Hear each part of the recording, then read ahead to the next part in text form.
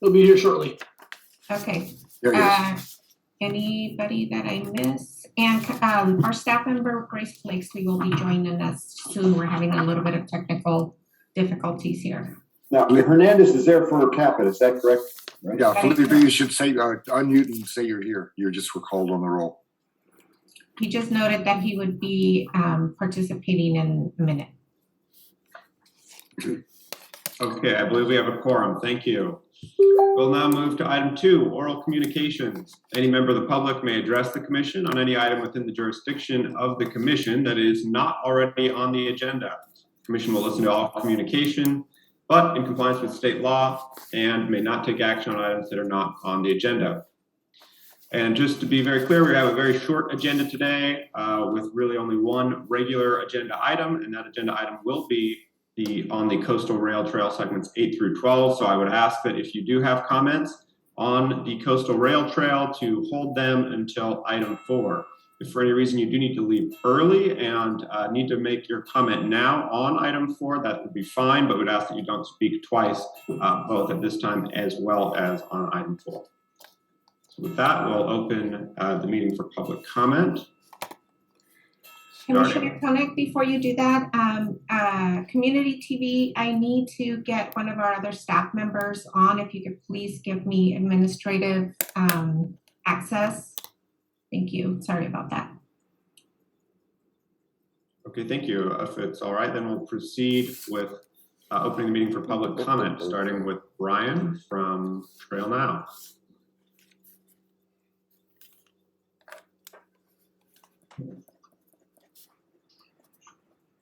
Brian, you can go ahead and unmute yourself and speak.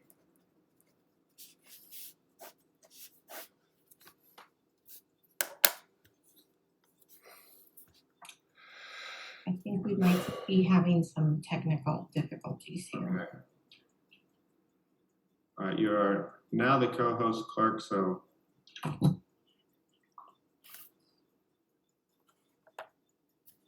There we go.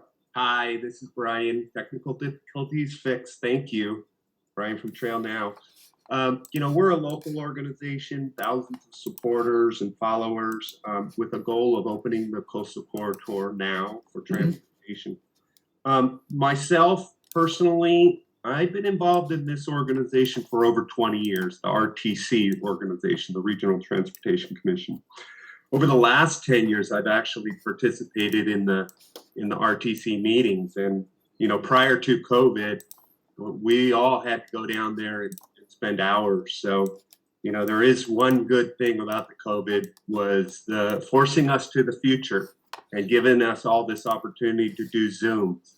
And as a transportation board, I think we all think that's phenomenal. One of the things I wanted to do just to highlight here is the success and recognition of the RTC staff and leadership and the great work they've been doing. You know, a great way to share that in their expertise in transportation is to highlight the success that they had in getting state funding for the congested corridor funding from the state.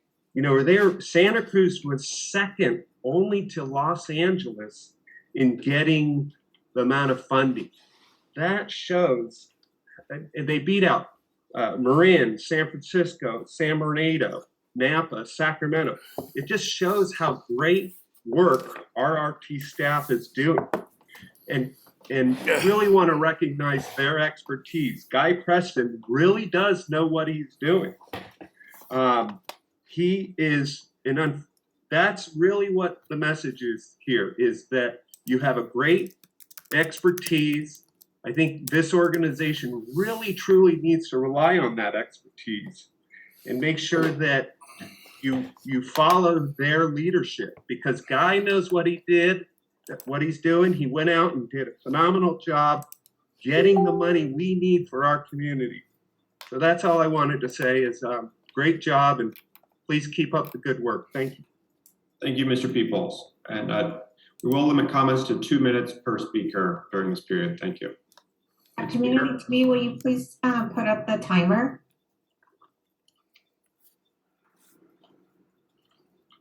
Jack Nelson. You can go ahead and unmute Mr. Nelson. And he's dropped off, so I'll proceed to Barry Scott. Thank you, Chair Koenig, and I just a request and I hope it's being done that CTV is recording TPW workshops for their YouTube channel. I hope that's happening, and kind of a general comment to in the form of a request that at some point staff and the director consider generating a statement similar to the May 7th 2021 statement regarding future rail transit planning. We have a report coming back on the Greenway Initiative to the Board of Supervisors. I think it's due on March 3rd. I'm in possession of mass emails that are going out to registered voters that include what I think is clear misinformation, and I would hope that the commission would consider another clarifying statement that might put to rest certain myths that people are under the impression of, and including a statement: the Regional Transportation Commission recently voted that the train plan is financially infeasible. I don't believe that ever happened. We have the money from Measure D without new taxes. I understand that at least $221 million is required for a greenway and possibly more, so I don't think that's supportable. And finally, it is proven that Santa Cruz County does not have the population ridership forecast or money to support a train. While that's not attributed to the RTC, it seems to be something that falls under the category of remains to be seen. And finally, I thank Mr. Peoples for pointing out that this county got such a huge share of funding compared to its relatively small population.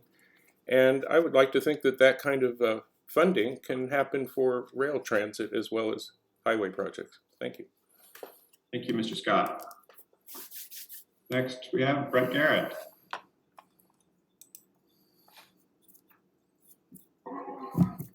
Good morning, this is Brett Garrett, currently living in Santa Barbara County, but still thinking about creative ways to use the rail corridor and actually the rails themselves. As you know, for years I have advocated that the best transportation solution for Watsonville to Santa Cruz is Personal Rapid Transit, or PRT for short. The system would use small pod cars on a dedicated guideway to provide on-demand transit.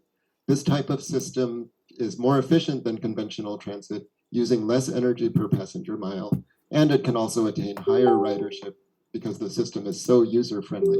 I've always said this kind of system could coexist with the existing rails, either by going above or alongside or by choosing a different route. But lately I've been thinking, wouldn't it be even better to design a PRT system that actually uses the existing rails as a PRT guideway? And it turns out this is completely feasible. There's a company in Massachusetts that worked very hard on this for several years. They've got a patented solution called RailPods. It's a PRT system that provides bidirectional travel on railroad tracks, just like the ones in Santa Cruz County.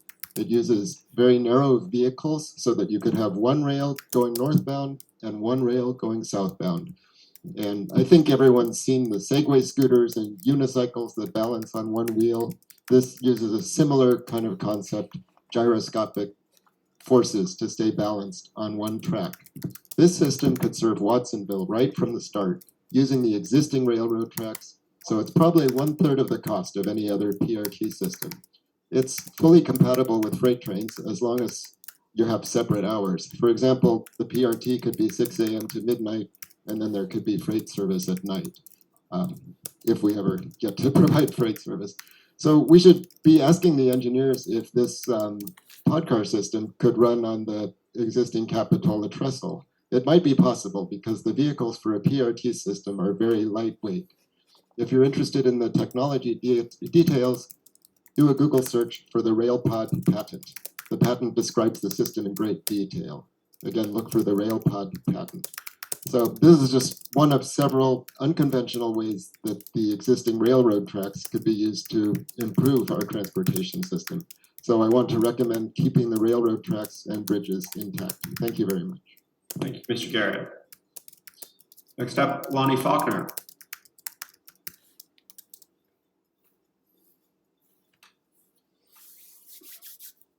Hi, thank you, commissioners and staff. I just want to comment in December 2 agenda. I noted that there was a change of the comments due from the public from what was traditionally noon prior to that time to a 9 a.m. on the Wednesday prior for comments that are related, and a little bit more cryptic is the addition of a complete change of the Monday 2 weeks prior, some sort of language. So my request would be that this should be something that's made publicly known and up for discussion. It was just placed in the agenda and sort of passed by, and a lot of the people in the public still think that the time due for comments is noon. I think that that should be retroactively returned back to noon, and that we should go forward with noon and not this new complex language that was added in December. Thank you very much. Thank you, Ms. Faulkner. Next up, Michael Saint. Chair, can I ask our staff to give us some information about that last comment? Not now, but send us some information. I'm not sure what she was talking about. Duly noted. Next up, Michael Saint. Thank you, Chair Koenig, and good morning, Commissioners. I'd like to direct you to Campaign for Sustainable Transportation.org. We have a voter's guide to the Greenway ballot initiative on that, and it would be some very interesting reading. Just some excerpts quickly.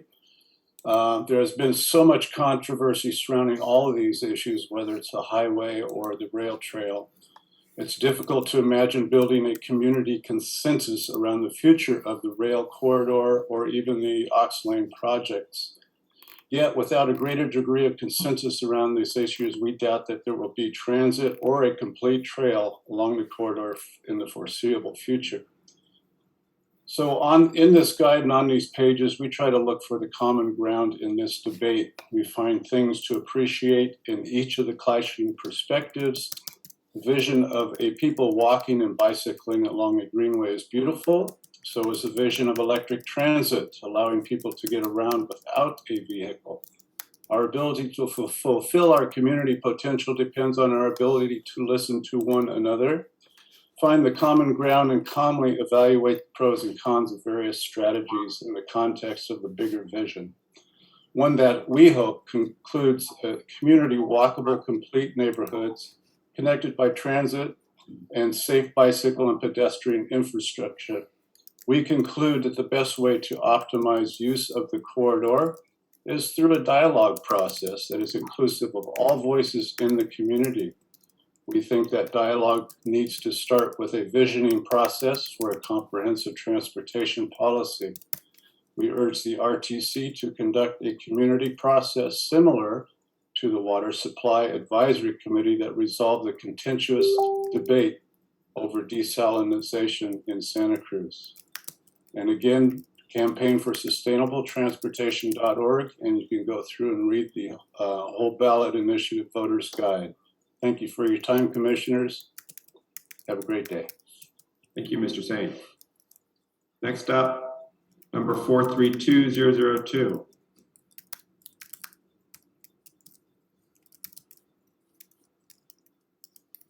One more call. Your talking is permitted for 432002. We will move on then to Jack Nelson.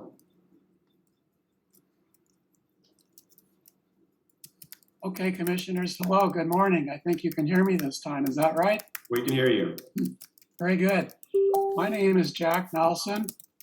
I'm a retired environmental planner and land use planner. I worked as a professional here in this county, including for the county of Santa Cruz. I was a regular attendee at your commission meetings starting in late 2007 and on through 2019. I faced a life crisis in 2019. I was diagnosed with a aggressive form of prostate cancer. And so when one faces a crisis, one has to take serious action. Only talk won't get the job done. Well, I made a lot of changes in my life, and I'm happy to report back I am free of prostate cancer and I'm healthy. Well, my main mission in speaking to your commission over those years was to bring the climate crisis to the fore before you as a necessary part of transportation planning. Since 2019, the climate crisis has made itself more visible here. In August 2020, the CDU lightning fire was followed, and we had 900 homes burned down in this county. And yet, this climate crisis, I don't yet see your commission putting before you as something we need to make life-changing actions on. When I reviewed the draft 2045 RTP, and please do see my comments that I submitted, I saw up front lots of green language, but the bottom line at the end is you're still building the greenhouse gas emitting machine. You're still proposing to widen Highway 1. So I have to come back to you, commissioners, and keep asking you, address this crisis, please. Thank you. Thank you, Mr. Nelson. See no other members of the public that wish to speak, so we will close oral communications and proceed to item 3, additions or deletions to consent and regular agendas. Director Preston, are there any additions or deletions? There is a replacement page for the agenda with a different phone number to call in to today's meeting that's posted to our website, as well as handout for item 4. And then a note regarding the page numbering on item 4. Unfortunately, the numbering had a 5- on there and not a 4-, but the numbering is correct. Just a note. Okay, thank you for the clarification. We have no items on our consent agenda today, so we'll proceed to our regular agenda. Item 4, Coastal Rail Trail segments 8 through 12, Pacific Avenue to Rio Del Mar Boulevard, project updates. And for an update, we have our Senior Transportation Engineer, Sarah Christensen, and Transportation Planner, Grace Blakesley. Ms. Christensen, take it away. Thank you, Commissioner Koenig. I do have a PowerPoint presentation to share here. So just give me a second to get that up on the screen. Can I get a thumbs up if you could see it? We got you. Awesome. Great. Thank you. My name is Sarah Christensen of RTC staff. Today we are going to give an update on the Coastal Rail Trail projects that are under development. I'm joined by Grace Blakesley of our staff as well, Rob Tidmore, who is with the County of Santa Cruz, and Nathan Nguyen from the City of Santa Cruz.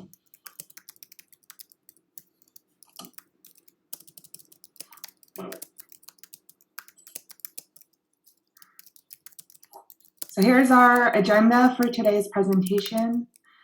We'd like to give an update on the phased approach. This is applicable to all segments.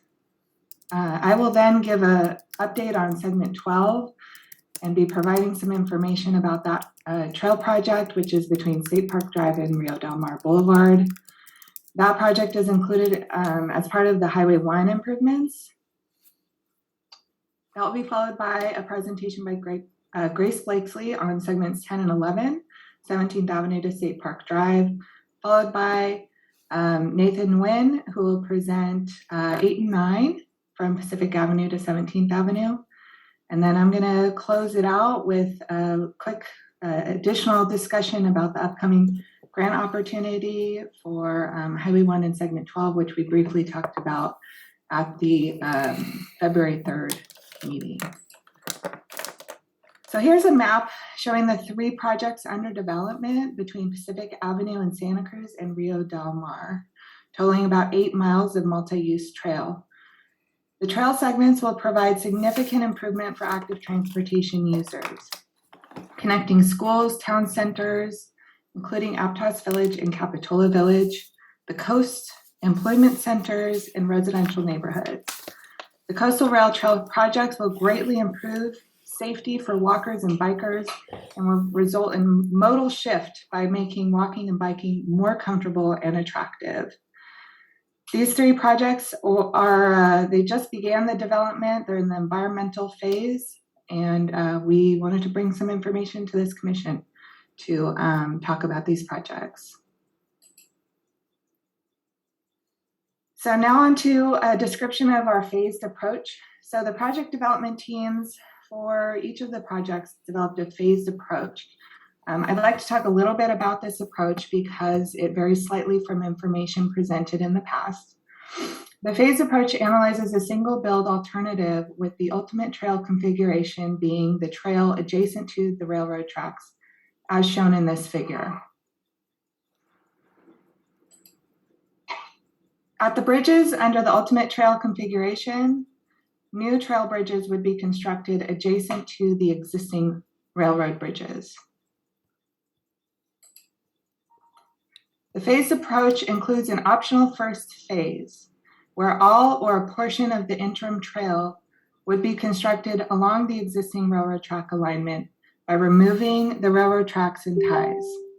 The environmental analysis will include the removal of the existing railroad tracks, construction of the interim trail, removal of the interim trail, and then reconstruction of the railroad tracks to freight standards, and finally, construction of the trail adjacent to the railroad tracks. So the environmental analysis includes all of those steps. The first phase is optional and could only be implemented if the branch line was rail banked. The project could construct the interim trail or skip the first phase and construct the ultimate trail configuration. At the bridges under the optional first phase, the existing railroad bridges would be converted to trail bridges by removing the existing railroad tracks and decking system and installation of a new decking system with railings on both sides, as shown in this figure here.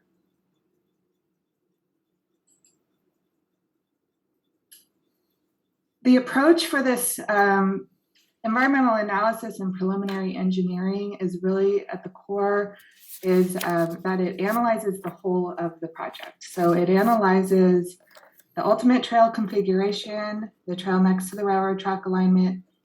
It includes the interim trail, both the installation of the interim trail and the removal of the interim trail and replacement of the tracks for freight service if the optional first phase is implemented.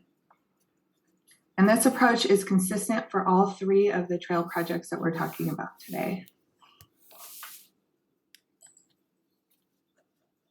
Now I'm going to give a quick update on the Segment 12 project. This project is along the branch line between State Park Drive and Rio Del Mar Boulevard. It's approximately a 1.25 miles of trail. I have a couple of points that I'll be showing sections of, as you could see shown in black there on the map. I'm just going to go through a few of the features of this project. First, this project, because it's included as part of the Highway 1 project, and the Highway 1 project proposes to widen the section of Highway 1 to implement a bus on shoulder and auxiliary lane facility. The two railroad bridges over Highway 1 need to be replaced with longer span bridges. So the first one of which, going from north to south, is the North Aptos underpass here. The trail then continues south and crosses over Soquel Drive. This actually crosses over Soquel Drive twice. This is the northern crossing over Soquel Drive. It also crosses over Aptos Creek, and these are all grade separated bridges over these features here. The trail goes through Aptos Village and then crosses again over Soquel Drive to the south, as well as over Valencia Creek. And finally, again over Highway 1 at the South Aptos Underpass. Could you clarify the Valencia Creek and the SoCal Drive South? Is that one bridge over the two things, or is it two separate bridges you're talking about? It's a multi-span bridge. Okay, so it's the same. So there's basically, they're connected, but there's like two bridges that are connected over the separate, one over the creek and one over the road. Yes. Thank you. So because of all of these bridges, it creates challenges with the horizontal alignment of the trail. There are some right-of-way constraints, which I'm going to briefly show. And the challenge here is in order to realign the track, in order to, say, make room for the trail, and that would eliminate the need to acquire right-of-way, you would be needing to replace railroad bridges, which we obviously want to avoid if we can. So this project actually proposes to acquire some right-of-way due to that reason. And some of the constrained areas are here between the North Aptos Underpass and SoCal Drive North bridges. There's some constraints through Aptos Village, and also some constraints between the Valencia Creek and South Aptos Underpass. And the alignment of this trail is proposed to be on the inland side of the tracks for the entire stretch of this segment. So the first section is the northernmost section. You can see my cursor. It's this one here. So between, I'm going to go from north to south here. So this section shows, this is actually the least constrained part of the project in terms of the width of the right-of-way and how much room there is for a trail. So this shows basically the trail being constructed within the existing right-of-way. There are some retaining walls, and it is a little bit tight, but we're able to build the trail without acquiring right-of-way here. Moving on, this is a concept that shows the trail bridge adjacent to the rail bridge at the North and South Aptos underpasses. Here's a figure showing basically the concept of where the trail would be on the inland side of the track. So this is in Aptos Village facing north. On the left would be SoCal Drive.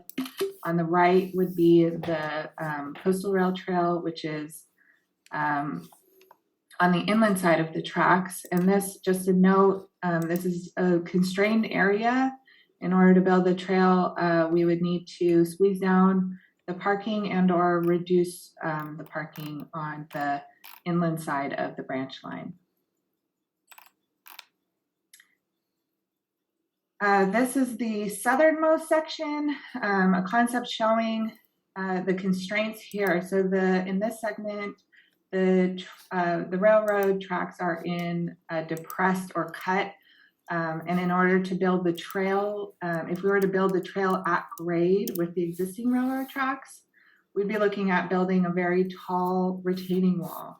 So what we're looking at, this is one of the concepts we're considering here, is to actually raise the elevation of the trail up that slope and building maybe two smaller walls instead of, say, a 20-foot tall retaining wall here. Lastly, I'd like to talk about the Highway 1 bridges. These bridges are getting a lot of attention, and we have developed a very what we believe is a sound engineering approach for these bridges. So here's a concept showing just the existing railroad bridge. If the optional first phase is implemented, the abutments or the supports of that bridge would be built to accommodate the ultimate trail configuration. So the supports would be built, kind of overbuilt for the trail. in the optional first phase. The abutments would be constructed on the edges of Highway 1, and then a single span trail bridge would go over the highway, and this would be at both highway bridges. This is showing the ultimate trail configuration, and the approach that we want to communicate is that the abutments that are built as part of the optional first phase could be reused, and the trail bridge could be shifted over, and the railroad bridge could be built where that optional first phase interim trail previously existed. So building the rail bridge back in its place where it was existing, and being able to reuse some of the infrastructure from the optional first phase, if it is implemented, to basically move it over and still be able to use that single span bridge over the highway. So with that, I'm going to hand it over to Grace Blakesley, and she is going to talk about the Coastal Rail Trail segments 10 and 11. Good morning, commissioners. Can you hear me okay? We can, thank you. Thank you. Grace Blakesley, staff to RTC. I'm going to go ahead and provide an overview and a project update for segments 10 and 11. The County of Santa Cruz is the lead on this project, and Rob Tidmore is the County of Santa Cruz segment 10 and 11 project manager. He is in attendance today and contributed significantly to this presentation. I'd like to get started by reviewing the general project alignment and the County of City of Capitola limits for segments 10 and 11. Segment 10 in green starts at 17th Avenue in Live Oak and ends at 47th Avenue for the length of 1.5 miles. The proposed trail alignment for the trail next to the railroad track is on the inland side of the tracks from 17th to 47th and ends at Jade Street Park. The project transitions from County of Santa Cruz and incorporated area to the City of Capitola near Thompson Avenue. Segment 11 starts in this slide shown in purple, begins at 47th Avenue and extends to the north end of Capitola Village. Bicycles and pedestrians can then utilize existing facilities to connect to the trail on the south side of Monterey Avenue, south of Capitola Village. Under the optional first phase, the existing Capitola trestle would be repurposed as a pedestrian and bike bridge, and the trail would extend along the Santa Cruz Branch rail line across Soquel Creek to Monterey Avenue. Next slide, please. From Monterey Avenue, the trail travels along Park Avenue, then passes through New Brighton State Beach and the Seacliff neighborhood before ending at State Park Drive for a total of 3.2 miles of trail. Next slide. Segments 10 and 11 have a number of challenges that will require engineered structures to address. At this time, there are 4 concepts that are being evaluated and could be utilized for this project. The first is a prefabricated steel truss pedestrian bridge that could be used over creeks or existing roadway crossings. An example of this type of structure is shown here at Rodeo Gulch. This particular location would utilize a 250 long clear span bridge to keep improvements out of the riparian area and limit environmental impacts.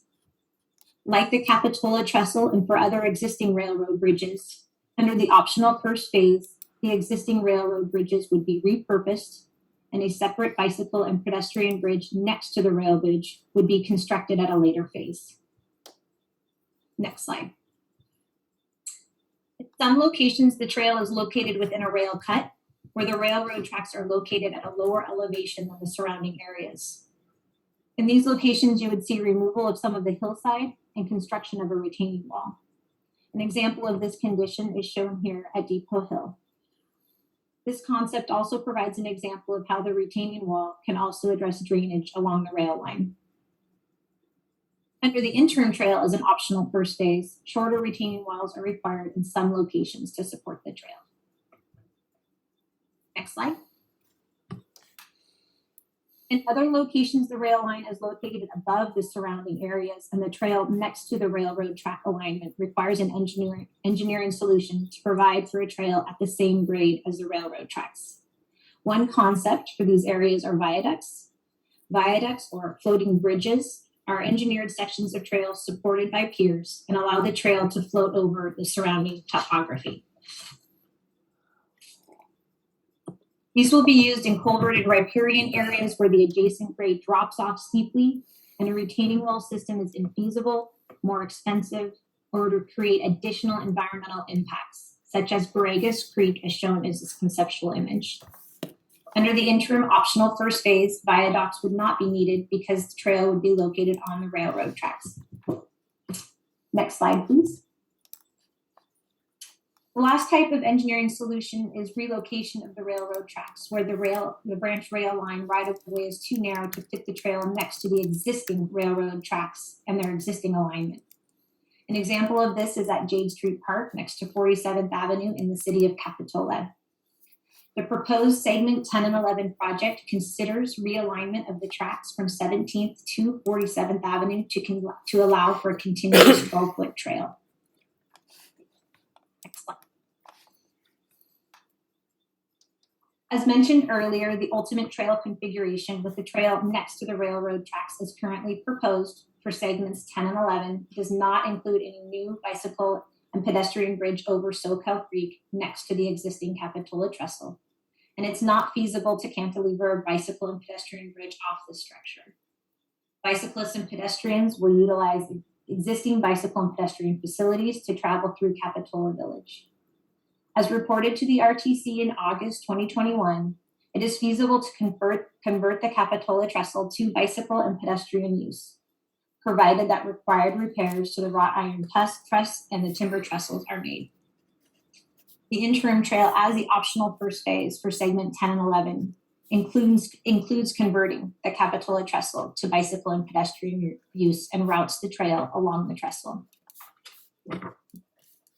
Next slide.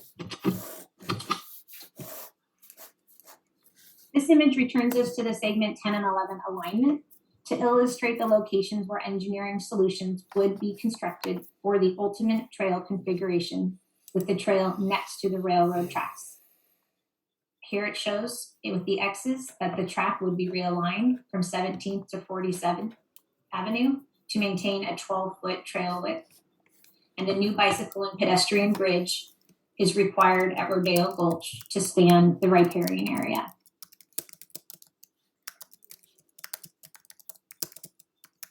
Next slide.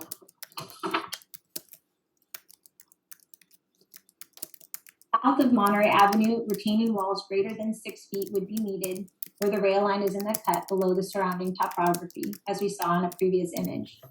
Retaining walls are also needed in select locations near New Brighton State Park and south of Mar Vista Drive. Viaducts and bridges of different lengths are needed to span creeks and the New Brighton State Beach roadway entrance. Input on design features and engineering solutions and concepts will be sought from the public and from stakeholders. Next slide. So before I hand it off to Nathan Wynn from City of Santa Cruz to discuss segments 8 and 9, I wanted to note the progress on design and funding for segments 8 through 11. Segments 8, 9, 10, and 11 will prepare schematic plans for 2 trail alignments, the ultimate trail configuration, trail next to the railroad track alignment, and the interim trail, optional first phase, the trail on the railroad track alignment. Public input on these alignments and design concepts will occur this spring in the form of virtual open houses. And the schematic plans will also be presented to the RTC advisory committees and the City of Santa Cruz Transportation Commission. Next slide, please. I'd also like to briefly review with you the funding for the different phases of these 2 projects. Environmental and preliminary design is funded through Measure D funds and previously awarded active transportation program funds for the segments 8 and 9 and the Land Trust of Santa Cruz County. Final design for segments 8 and 9 is funded also through the previously awarded active transportation program cycle 3 funds. Final design for segment 10 and 11 is currently unfunded, and the county will be seeking funding for final design through the cycle 6 active transportation program grant application. Both the city of Santa Cruz and the county of Santa Cruz also plan to apply for construction funding, which is currently unfunded, part of this phase of this project, as part of the Cycle 6 State Active Transportation Grant Program application. Cost estimates for construction are anticipated this spring and will inform the recommended match for these grant opportunities. A greater match typically makes a project more competitive for grant funding. The current 5-year Measure D program provides $2 million in funding to serve as a grant match for the city of Santa Cruz. And RTC would consider any requests from the county and additional requests from the city of Santa Cruz for Measure D funding at their May RTC meeting. With that, I hand it over to Nathan Nguyen at the city of Santa Cruz. Good morning. Thank you, Grace. Nathan Nguyen, City of Santa Cruz. I'll be going over segments 8 and 9 with you this morning. So segment 8 begins at Pacific Avenue on the west end and ends at the San Lorenzo River. Segment 9 then begins on the east side of the San Lorenzo River and ends in 17th Avenue. Together, segments 8 and 9 is about 2.5 miles long. On segment 9, it is split between the county and the city. Roughly 1/3 is in the city and 2/3 is in the county jurisdiction. Starting back over on the west end of the project, segment 8, most of the bike and pedestrian facilities in segment 8 is already in place with the existing bikeway that runs along Beach Street and along in front of the boardwalk. The project is going to propose adding enhancements to that bikeway, including striping, identifying mixing zones in front of the boardwalk, and widening sidewalk. As we move east to the San Lorenzo River, the trestle bridge, which was completed back in 2019, where we would widen the existing pathway from 4 feet to 10 feet. Continuing east from East Cliff, we'll be looking at doing a retaining walls. And then as we hit Pilkington Creek, we'll have to be looking at doing a viaduct solution. The major intersection configuration that we'll be looking at as part of 8 and 9 will be at Seabright and Murray. The city of Santa Cruz is proposing to add a westbound right turn lane to that intersection to accommodate the capacity issues that we have there currently. And then as we continue to move east, we'll be looking at adding retaining walls by Murray Street, where Bronson Avenue is, just east of Seabright Avenue, and then additionally over towards Woods Creek. That's when we hit the harbor, in which we'll be looking at doing a cantilevered lightweight deck, similar to what we did at the San Lorenzo River Trestle Bridge. As we go east of the harbor, we start to have some challenges with regards to right-of-way. In working with the county team and RTC team, we've discussed relocating the tracks in this location, moving from the harbor to Leona Creek. And this is to accommodate a 12-foot wide trail in this section. At 7th Avenue, there'll be at-grade crossing, in which we'll install some beacons for that. And then at Leona Creek, there'll be a viaduct as well as at this culvert in between Live Oak and El Dorado Avenue. And I should also note that from Pacific Avenue to El Dorado Avenue, the trail will be on the inland side of the existing rail line. Once we get to El Dorado Avenue, we'll move to the coastal side of the tracks, at which the trail will connect to Twin Lake State Beach with some nice ADA parking, as well as to Simpkins Swim Center. And then at the very end of segment 9, we tie into at 17th Avenue. Let's see, do you want to go to the next slide? You got it. Thank you. So this slide here illustrates the proposed retaining wall underneath the East Fifth Drive roadway. With our engineering team, we feel that we were able to accommodate a 12-foot wide trail that will connect to the existing San Lorenzo River bike ped bridge. And then the image to the right, as Grace mentioned earlier, as a solution for much of 10 and 11, will be a viaduct / floating bridge. And this image here shows Leona Creek, which is in Twin Lakes State Park, what the image will look like. Next slide. Again, similar to what Grace mentioned and Sarah mentioned, there are some right-of-way constraints. So as we mentioned earlier, is that the plan will be to relocate some of the tracks in order to accommodate a 12-foot wide multi-use trail. And this image just shows looking east at 7th Avenue. Next slide. And here's a summary of the structures that we're looking at on segments 8 and 9, mainly focused on segments 9, of course.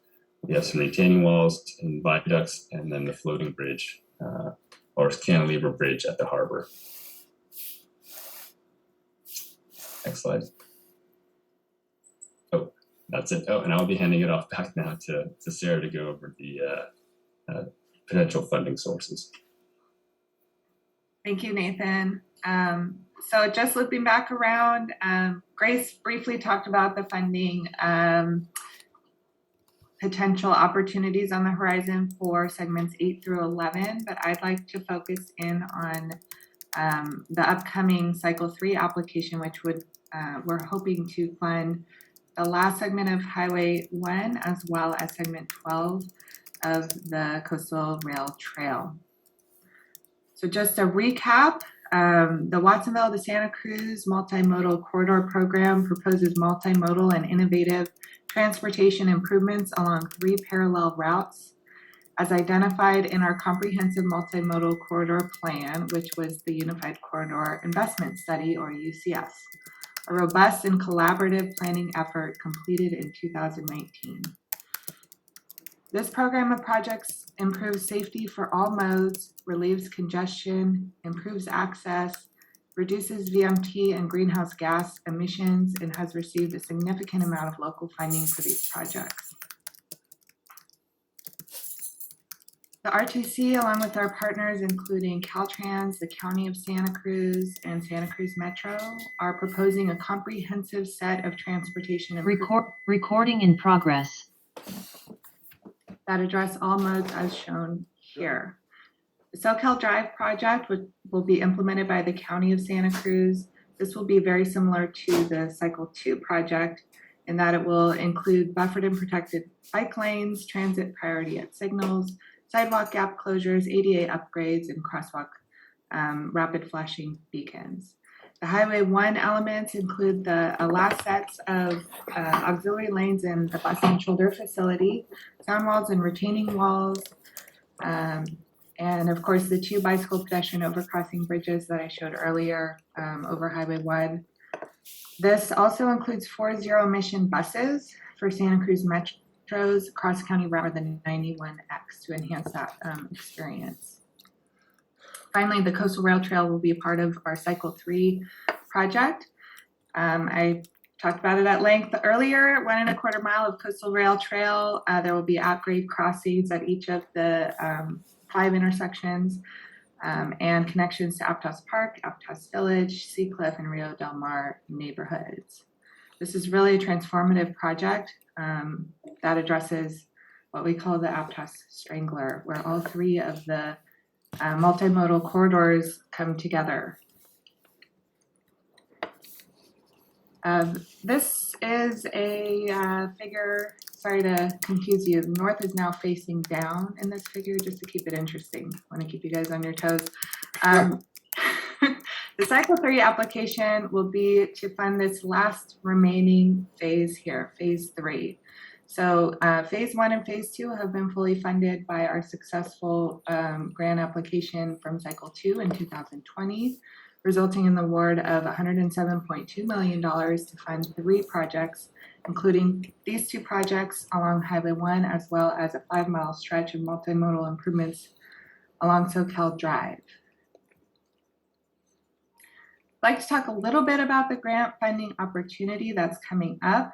This grant only funds the construction component of the project, and local agencies and applicants are expected to invest in pre-construction phases to get projects construction ready.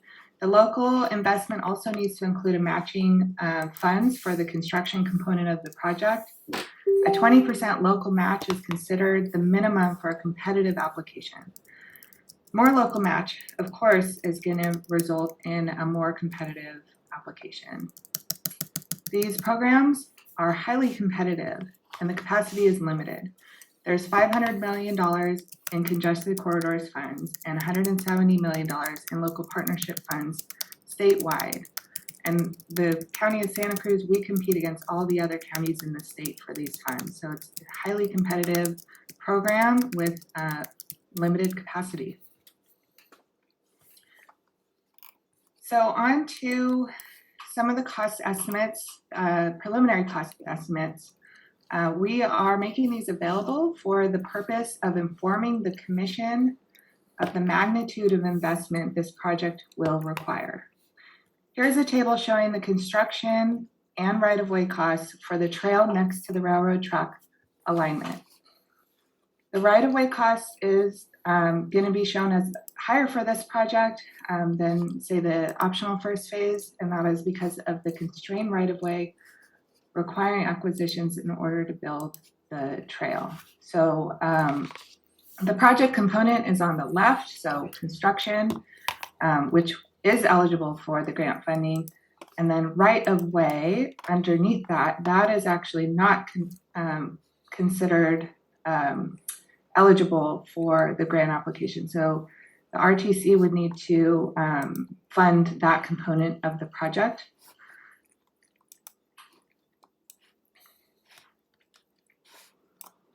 So here's a preliminary cost estimate for the optional first phase to build the trail along the railroad track alignment. And in contrast to the earlier slide, the right-of-way acquisition is not required. And so the right-of-way cost will be shown as quite a bit lower. There is still some right-of-way associated with some of the Highway 1 improvements. The construction cost is lower as well due to savings in not needing to build major infrastructure such as retaining walls and new bridges.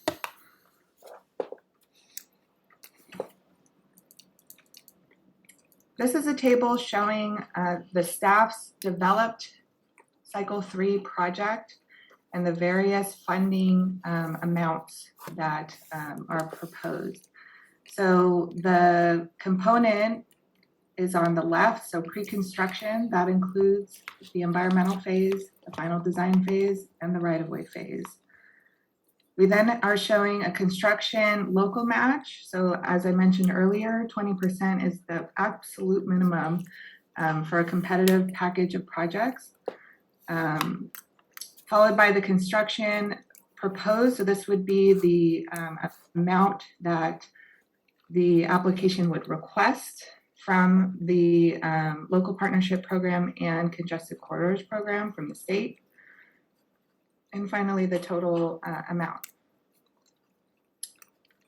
The columns include the Highway 1 and Segment 12 combined as one single project, followed by Soquel Drive. As I mentioned, the County of Santa Cruz is proposing to implement additional improvements on Soquel Drive, similar to those under development now in Cycle 2, and followed by the transit upgrades. So this $5 million is to improve, basically includes 4 zero-emission buses and some smart mobility bus benches for some of the transit stops in Watsonville. So that's really going to enhance the user experience, and we are partnering with Caltrans, County, and Metro for this upcoming grant application.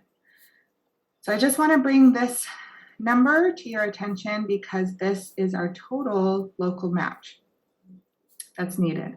About $20 million of this is funded, but the total is about $101 million. The proposed Cycle 3 ask or request is 107.4 million, and these numbers are all preliminary, subject to change, of course. But this is what staff is really working with right now in terms of just communicating the magnitude of what we're gearing up for. This number, the 107.4 million, is similar to the amount that we requested in cycle 2. This is actually on the higher end of where we want to be for our request. Any higher could potentially price the project out of being competitive. So I'm going to show a similar slide for the optional first phase. Here's another scenario. This table is identical to the previous table with the exception of the Highway 1 and Segment 12 cost estimates being adjusted for the optional first phase. The local match amount would be $50.3 million as shown in red here. This scenario includes an identical ask as the previous scenario, so the $107.4 million. Either project requires a local match that exceeds the capacity of our current Measure D cash flow. For this reason, staff will be bringing options to the Commission in the future on how to fill that gap. This may include financing to bring funds forward to fully fund our local match, to allow us to put forward a competitive application for this year's Congested Corridors and Local Partnership Program grant applications. And with that, that concludes our presentation, and we're available for questions and discussion. Thank you, Ms. Christensen, Ms. Blakesley, and Mr. Nguyen for the excellent presentation. Are there questions from commissioners for staff? Yes, Scott. Thank you. We also echo your positive comment about the presentation. It's really helpful and clear. It actually answers a lot of questions I've had about sort of cost issues and what the options are for us in terms of how we proceed. I was very clear on segment 12 on if we go with option, if we selected the option 1 first with the first phase, which builds the trail first and then imagines them taking the trail down in places and rebuilding it and so forth.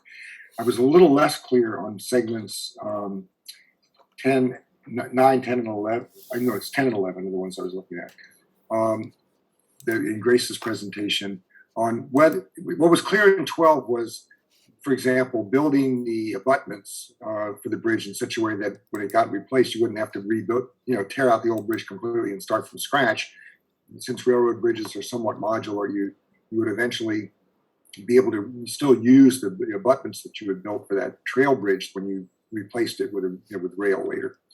I was less clear about that on 10 and 11 segments. To what extent when we build if we choose option 1 to with the first phase, where we build the trail first and then later move it over.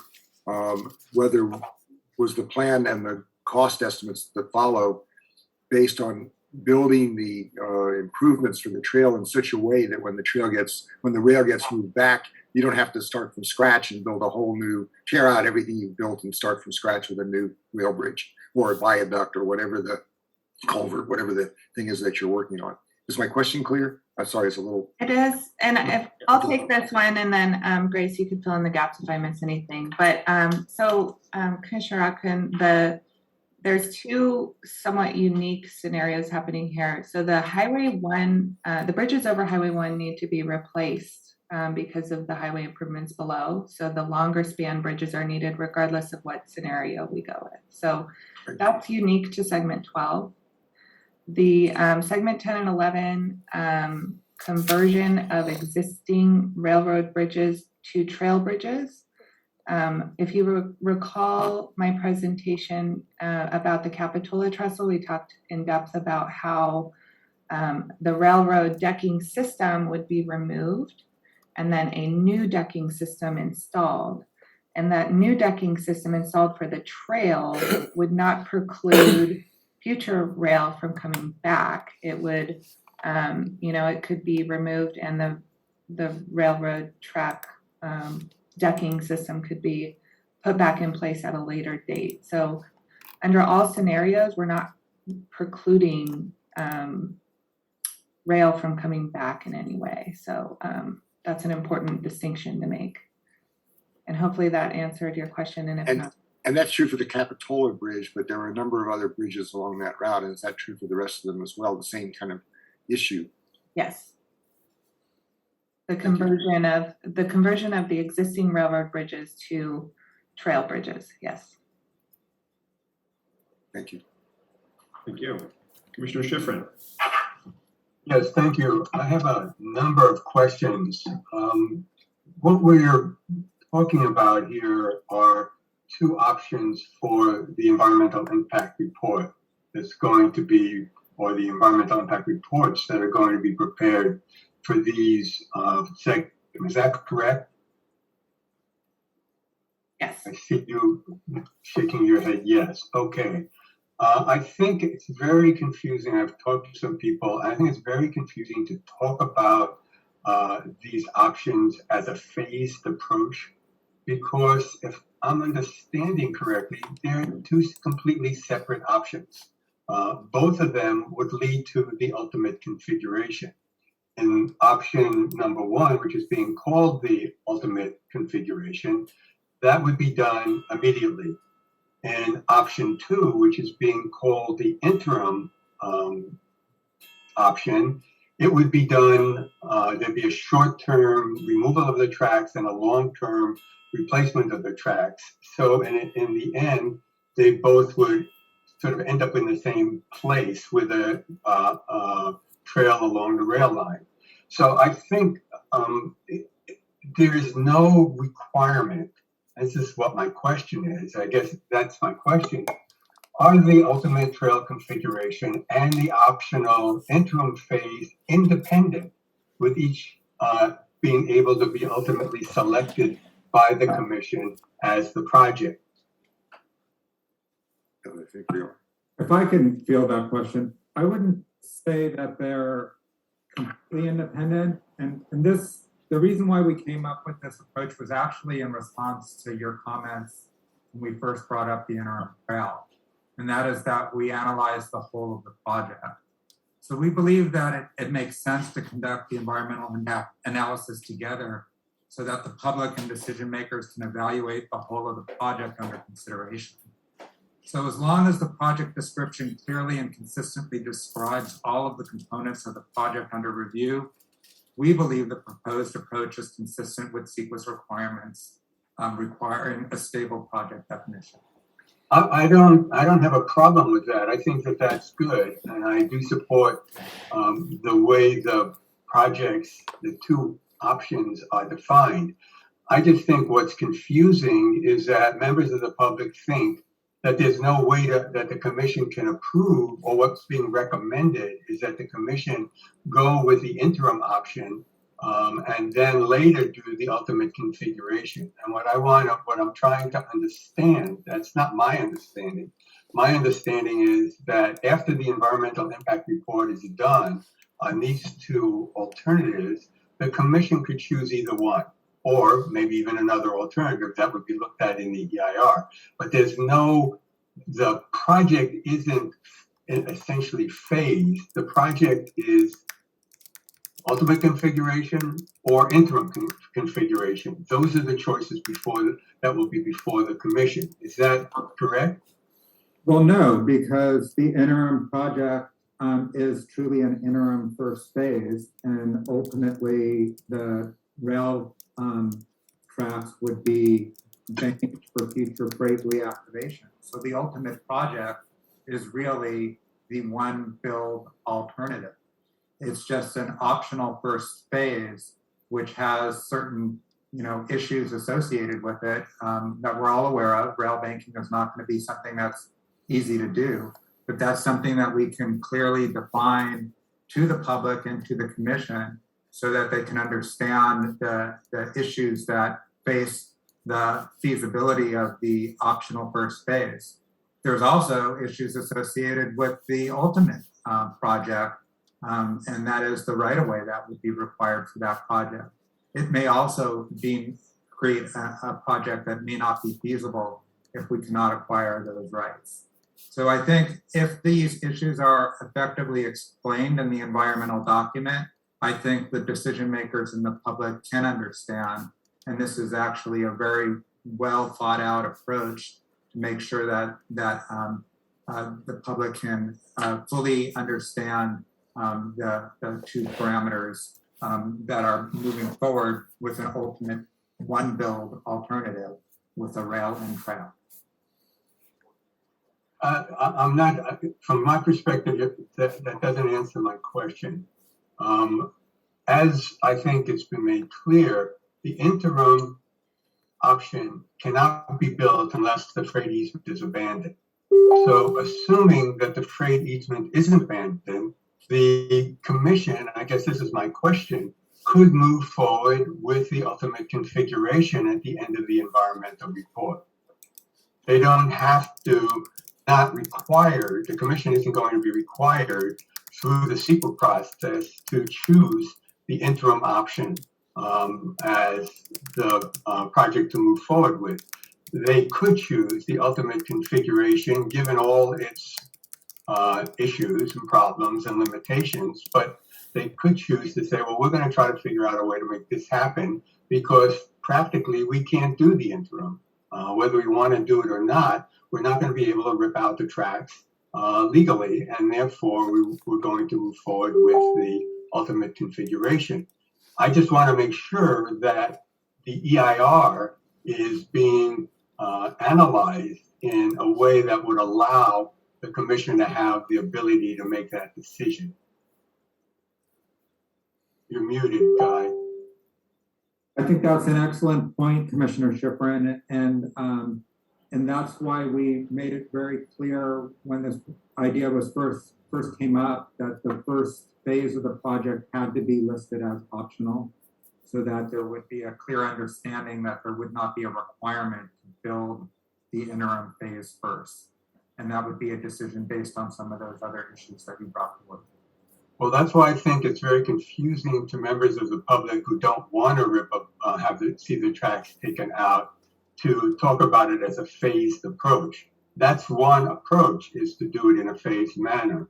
Another approach, which would be allowable under once the EIR is done, is to not do it as a phased approach, but to go forward with the ultimate configuration. So I think, I'm just a little uncomfortable about the language of phasing, since it creates the impression that that's what's being proposed here.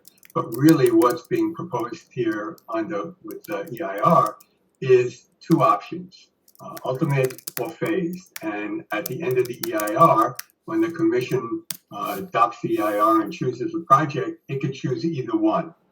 And what I'm hearing you say is that is correct. You're muted again, Guy. Guy, you're muted. I think you make another good point in that the commission needs to ultimately certify this document. The city and the counties also have to certify this document.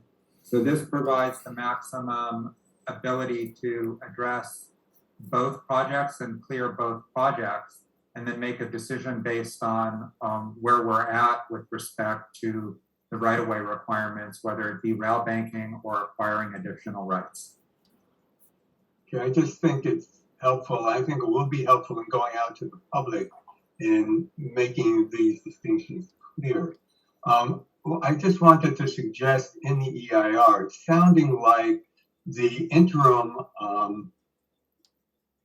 option is proposing to totally remove the tracks for each of those segments for a trail. I think it would be desirable to have an alternative in the alternatives analysis in the EIR that looks at what would be necessary if the removal of the tracks was minimal instead of total. Now, I think some of the presentation showed this. For some of the right-of-way, the trail could be built there now adjacent to the tracks. It wouldn't be a problem. For other parts of the right-of-way, it would be a problem. So I think that it would make sense in the EIR to include an analysis of what would be the environmental effects of minimizing the removal of the tracks, and only doing it where it would be necessary in order to make the project feasible, workable. So that's just a suggestion. I think the EIR needs to look at potentially feasible alternatives. That's a potentially feasible alternative. Now I have two more detailed questions. One has to do with the bridge over the yacht harbor. What I heard, and city staff can respond, was that it's now potentially feasible to cantilever the trail adjacent to the railroad bridge. Did I hear that right? Yes, that's correct. And I think in 2018, we commissioned a structural firm to do a feasibility study of the harbor bridge and whether we could cantilever off the existing box girder bridge. And based on that study, based on that feasibility study, we were planning to do a similar cantilever bridge going off the box structure. I believe it's going to be 10 foot wide, similar to what we have at the San Lorenzo River Bridge. So my understanding is that there was a fundamental difference between those two bridges, where the railroad bridge over the yacht harbor was totally metal or steel, while the one at over the river had wood, and that was an important difference. I guess the root of my question is this approach feasible for other bridges along the right-of-way? Has that been looked at? Can that be looked at to see whether cantilevering a bridge, cantilevering a path, as is being proposed for the yacht harbor, as was done with the San Lorenzo River, which had very minimal environmental impacts, and was not cheap, but not as costly as maybe building a whole new structure. I would hope that could be looked at other sections as well. And my final question has to do with the slides that showed the bicycle bridges over Highway 1 as a part of segment 12. They look as massive as the railroad bridges.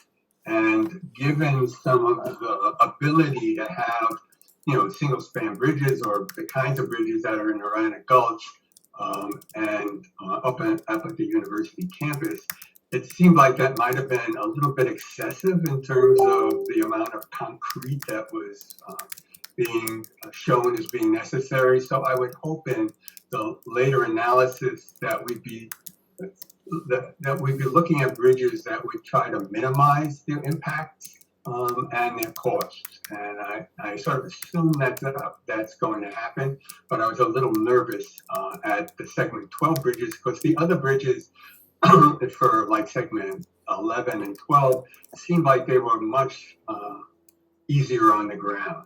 So could you respond to that? Yes, I appreciate your eagle eye, Commissioner Alternate Schifrin.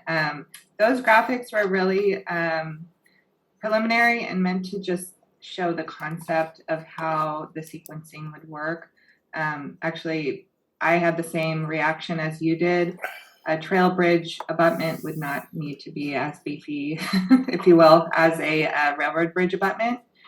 And the reason that it's visually shown that way is because trail bridges going over major state highways have a different requirement for the vertical clearance over the highway. And so we had to, the rail bridge, could be a few feet lower than, say, the trail bridge. And so showing that alignment kind of change over the highway was really the intent of the graphic, but it did result in, the abutments looking a little bit beefier. They would not be any beefier than they would need to be, if you will. So we're trying to get information out as quick as possible, and we know that we need to do more work on these before we release the draft EIR and provide more detailed presentation. I also wanted to mention about the Harbor Bridge. It's actually a a concrete post-tension bridge. There's cables that run through the concrete in a parabolic section, and then they're post-tension and pulled from both ends to help support a longer span. So they can drill in, and that bridge does have enough capacity to cantilever off a bridge, but we have to be very careful as to not hit those cables. So we still need to work closely with City of Santa Cruz to make sure that this concept of cantilevering off is not going to damage the existing bridge.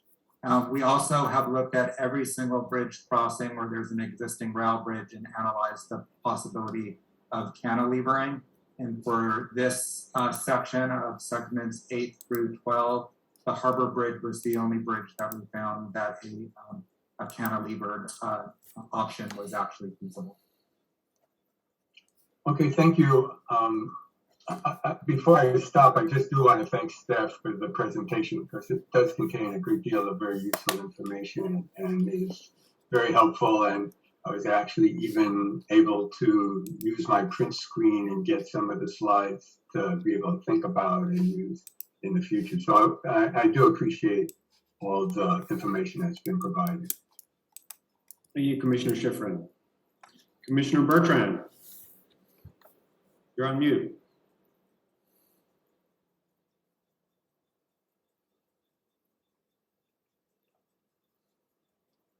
Okay. I vote that Yesenia be enabled to unmute people that are not, who are muted. But anyway, I have a couple of questions. Yes, I appreciated the staff presentation. It was great, and I hope that staff is planning a PDF of the presentation, including all graphs and discussion that we just heard, so that the public could get that out and discuss it as well. So I have a couple of questions. Well, first, I feel I just went through the professor's slide on how to construct bridge abutments and cantilevers and stuff like that. So I think I understand a little bit more about difficulties with bridges. Thank you, Guy. And so right now we're in Capitola trying to figure out how to do a section of the rail trail that goes from our parking lot up to the crossing at Monterey Avenue. And I'm a little uncertain what's being planned there. And, you know, if you could elucidate that, it might help us figure out what we might want to do. And, you know, those details, if you get those to Steve Jesberg or bring it up right now. But I think Steve would be the best person to have that information if it's available. So the second point was, right now coming on Wharf Road, there's a stairway that goes up from Wharf Road next to the bridge, and it connects to a walkway that people have been enjoying for, I don't know, 30, 40, 50 years or something like that. And so I'm wondering about the future of that walkway. I realize it's on right away. The other thing is, as the trail, I'm not sure which configuration, but as it goes through there and connects up with the bridge, what would it look like? Is there a slide that could give me some information that would give me a sense of, because it's very steep there. There's a lot of homes above the right of way. And so I could imagine quite a few walls to protect anything that might influence also the houses above there. So I'm very concerned about that. Anyone could answer that. Yeah, I can answer those questions. Thank you. Rob Tidmore, I'm project manager for the county. I just want to apologize for my lack of clarity. I had jaw surgery a few weeks ago, so I'm not able to enunciate properly. So I want to thank Grace for doing an excellent job on explaining 10 and 11 to the commission. I'll start with your first question, Commissioner Bertrand, which is regarding the coordination between your parking lot trail from the main parking lot just east of downtown Capitola. We are working closely with Steve and Kailash from Capitola Public Works on that project and coordinating that with the improvements plan for 10 and 11. They are planning to improve the intersection there at Monterey. And if the optional first phase is implemented, and it's feasible to provide a connection from the trail to that parking lot area, we will do so as part of the optional first phase. Okay, let me jump in if I may. So this depends on how the commission makes a decision after the EIR is approved, presented, and then we have a clear idea of how we want to go, and then that would interface with the city. Is that what you're saying?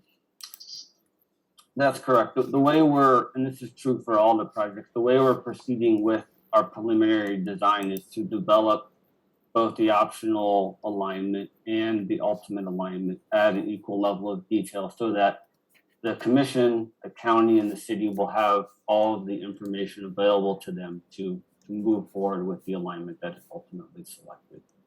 Okay, because part of our discussion at City Council was perhaps going on RTC right away next to the tracks or going maybe all the way up to Monterey Avenue. So it's a little unclear how we would dovetail into that. So this is a decision which will really depend on, as you say, the EIR and which way the commission goes in the future, and then we make that decision. Just want to reiterate. Yeah, that's correct. In terms of how it interfaces with the trail project, absolutely. Okay, and I understand what you're going through. I had a broken jaw. I was jumped by about 10 people and ended up with a broken jaw for about 8 weeks. It was horrible. So whatever you're going through, I totally understand. Not a fun part of my life. So the part next to the bridge that crosses Wharf Road, and there's a row of houses above there, and especially where the row of houses are, the grade is very steep. Mm-hmm. So being a Capitola City Councilman, I'd like to understand what is being proposed. I understand these are ideas that are being proposed and to be evaluated. I just want to get an idea. Correct. So for that particular location, under the ultimate trail configuration, where the trail is next to the tracks, the trail stops at the mid-block crossing on Cliff Drive, just east of the parking lot there. So the trail would not continue along the tracks east or south of that point until you get to Monterey. So there would be no need for retaining walls in that area. Under the optional first phase, you're putting the trail on the track, and again, you would not need any kind of major retaining walls for that alignment.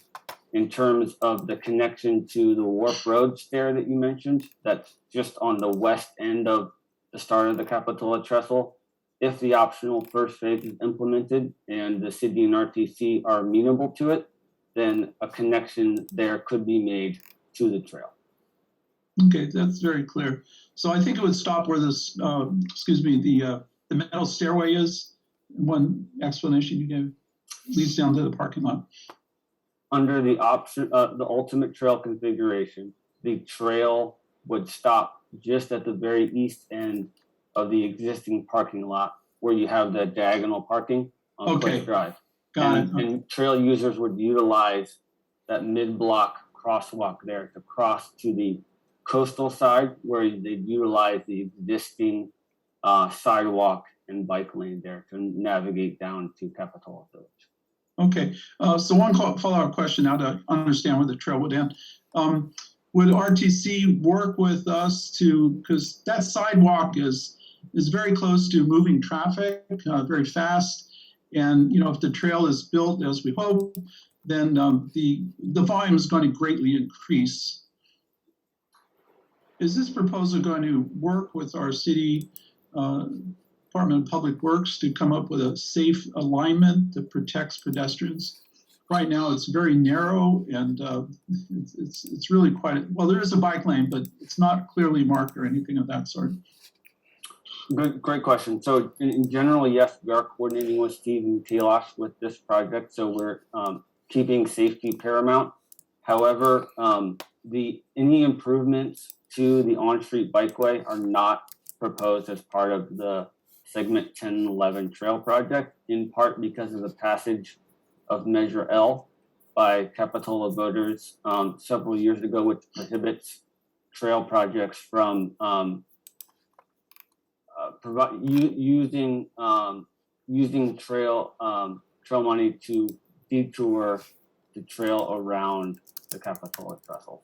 So we have essentially, under the ultimate trail configuration, a gap in the trail from the end of the parking lot, which I mentioned, until you start again at Monterey Avenue. So the existing on-street bike facilities would be utilized. Okay, so might have to come back for STIP funds or something like that, but thanks for pointing out the Measure L and the consequences of that. I look at this presentation as a list of potentials and issues that we may be dealing with depending on costs, right-of-way issues, and ultimately the will of the people in Santa Cruz. And thank you very much. Any of my questions. Commissioner Bertrand. Commissioner Jenny Johnson. Thank you, Chair.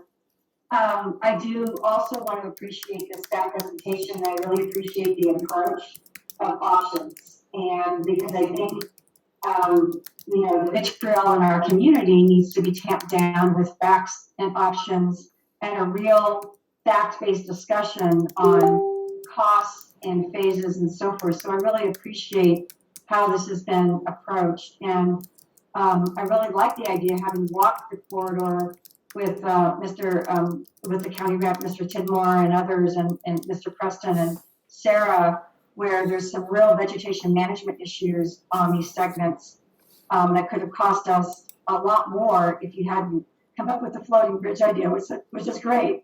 We probably still have some issues there, but I that's great. That's a cost measure that will help considerably once the commission looks at all the different options.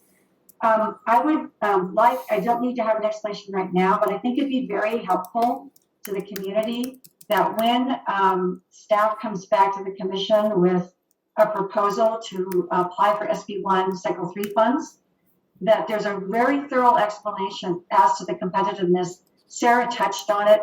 I think that's great. I think we need to continue to talk about the competitiveness of these grants. They're very strictly graded. And having lived in that world for many, many years, it's something that continues to belie a good conversation in our community. Competitive grant writing, especially with very large infrastructure grants, this particular cycle wouldn't necessarily apply to other kinds of projects, such as passenger rail. And that's something I keep hearing mentioned from folks that, oh, well, you could find money for that, but you can't find money for passenger rail. It's very specific, these funding streams. And the criteria and the grading criteria is very specific. And we have to care about what things cost and whether or not we're positioned well to grade well, not just our matching funds, 20% being the minimum. So when I would ask that when staff comes back with that request to say, would you please authorize us to apply for SB1 Cycle 3 funds for whatever projects we're going to apply for, a good explanation of the criteria. That's actually a very, very important level of detail, the grading criteria. And what can you use these funds for, and how do you position yourself, and how is our community positioned compared to the other 58 counties, et cetera, that continues to be lost in the ether.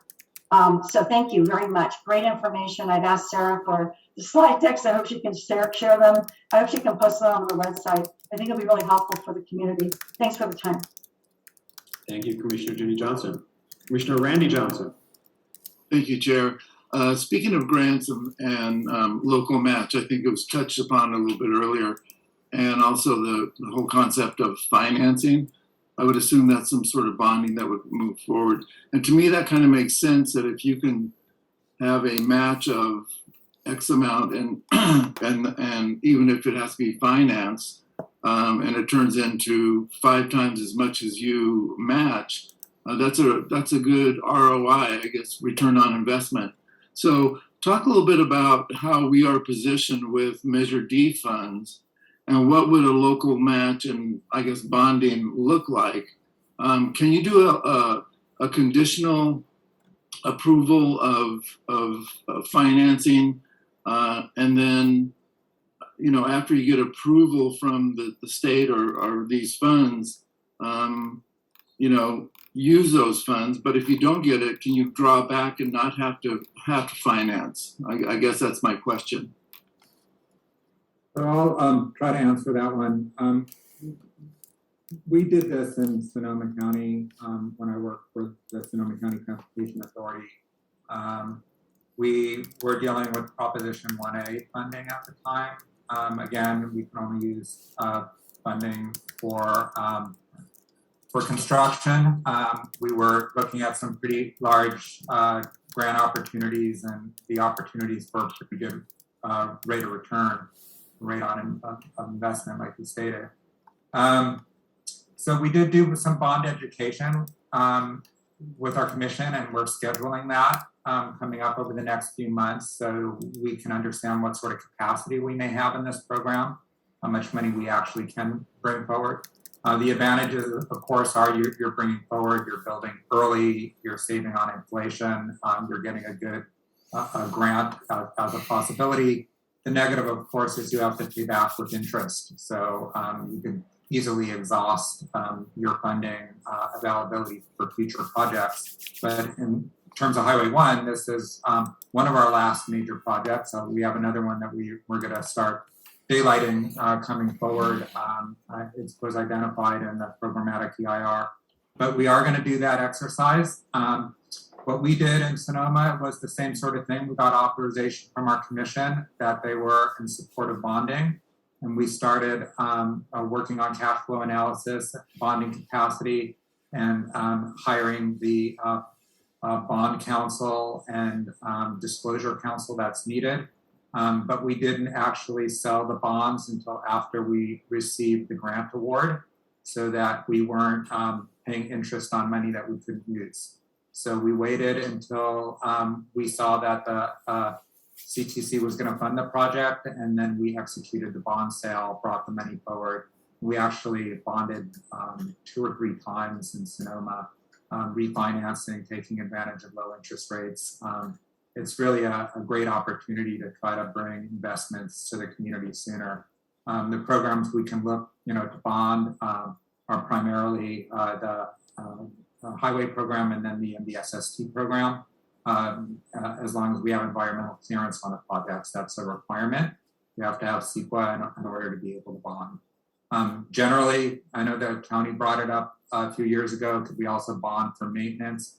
You can, but maintenance is ongoing. Big capital projects tend to be more favorable by electeds to bond for because you get that immediate benefit to the public, whereas with maintenance, you have an ongoing need and you've now exhausted all your maintenance money up front. So I hope that answers your question. It is a very compelling argument with respect to doing something now, which is always good. And the inflation argument is also compelling because it's real and somewhat ominous. So thanks for that explanation. And I guess thank you in advance for bringing forth that information in our future RTC meetings, Guy. Thank you, Commissioner Randy Johnson. Commissioner Montesino. Yeah, I just want to thank staff for great information. But I have a question on segment 8 and 9, because I think I've heard around the community that the Harbor Bridge is going to be replaced. So why would we opt to Calabier then to join an effort to be with the replacement of the bridge over the harbor? The Otter Bridge is being repaired. The Murray Street Bridge has a seismic retrofit project that's planned to proceed later this year to go into construction, but that's separate from the railroad bridge that goes over the harbor. Thank you. Thank you, Commissioner Montesino. Commissioner Hernandez.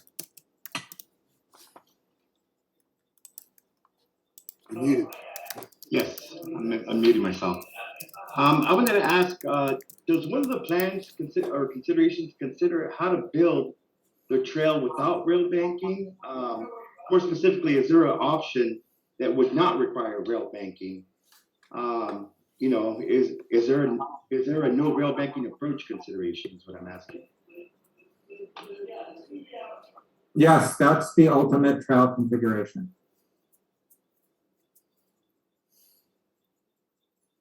Okay, thank you, Commissioner Hernandez. Commissioner Quinn. Thanks again to the staff for a great report. To to Director Preston or Ms. Christensen, the plan is laid out today using what Sarah called an interim trail with the differences in grades, et cetera. Would that in any way interfere with or preclude ongoing planning for passenger rail?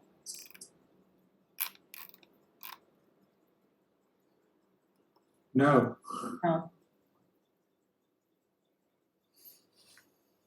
Thank you. Sorry for the short answer. No. Okay, thank you, Commissioner Quinn. Any further questions from commissioners?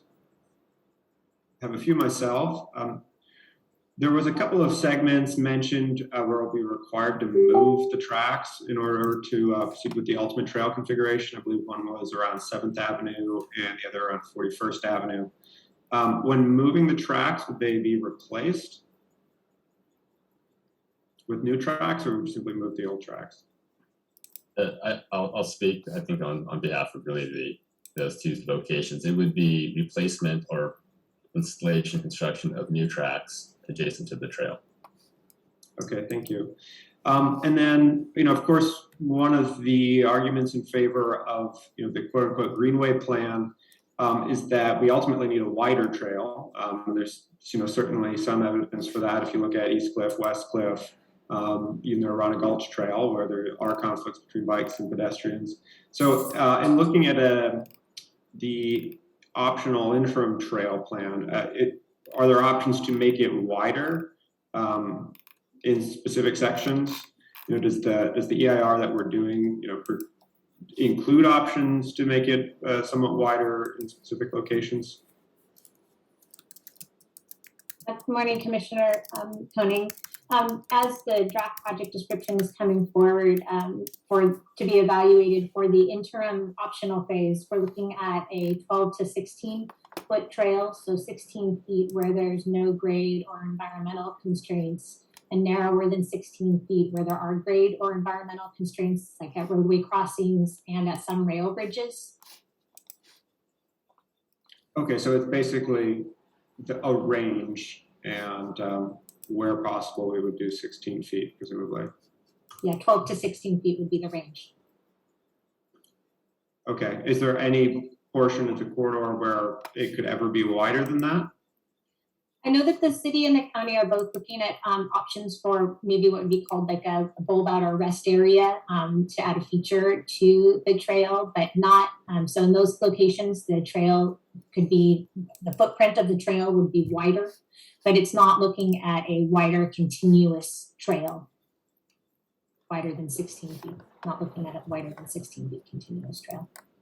But it's also important to note that, we are looking at environmentally clearing the entire corridor from right-of-way line to right-of-way line. And we could make adjustments in final design as long as we disclose the environmental impacts.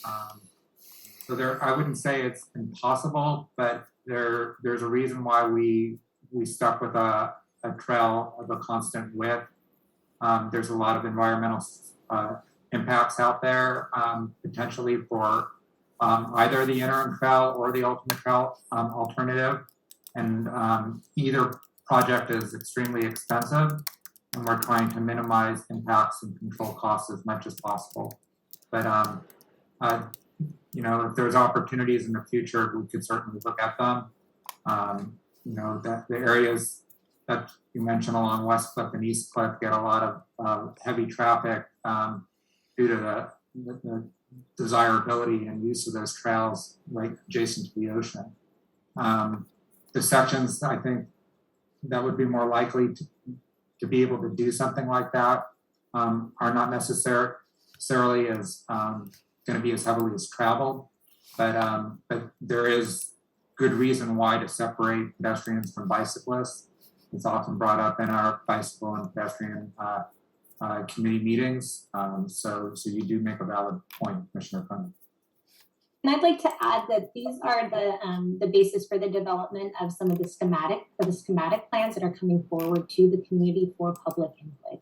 So these are the concepts that are being developed, but they'll also be considering input from the public, which will be happening this spring. Okay, so if I understand correctly, there will be potential to look at different configurations going forward, including potentially options for wider segments or spots where bikes and pedestrians are separated. Yes, and I'm also going to go back to a question that Commissioner Schiffer mentioned earlier. There is also the option of doing what he said as well, and that is building sections of the trail adjacent to the rail line and leaving the rail in place versus sections where you could do the interim trail. We did this with our environmental documents for high-speed rail, where we had different alternatives and that you could mix and match. In this situation, we plan on disclosing that as a potential. In fact, we can even choose to go the interim trail on some of the segments and the ultimate trail on some of the other segments. Okay. And then, I guess I'm also struggling with some of the same issues as Commissioner Schifrin as far as understanding how we would select between these options. So, are we effectively considering these, the ultimate trail and the interim trail as independent, or if we choose the interim trail, looking at the environmental impacts, does it necessarily include ultimate trail and reversion or the conversion impacts as part of the environmental impacts of that project? Since there's only one build alternative, which is the ultimate trail,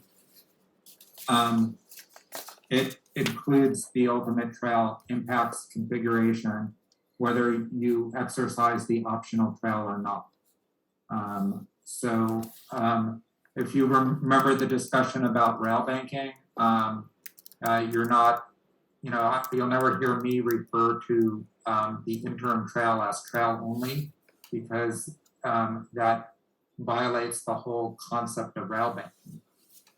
We are really looking at this with the possibility of bringing the rail back if the interim trail option is exercised, to really stay true to the purpose of rail banking, and that's to preserve the corridor for future rail reactivation. And Sarah showed one slide. I thought that was helpful, and when we share those slides, we can look at it again, but where it described how the environmental analysis would be laid out for the different components of the build alternative.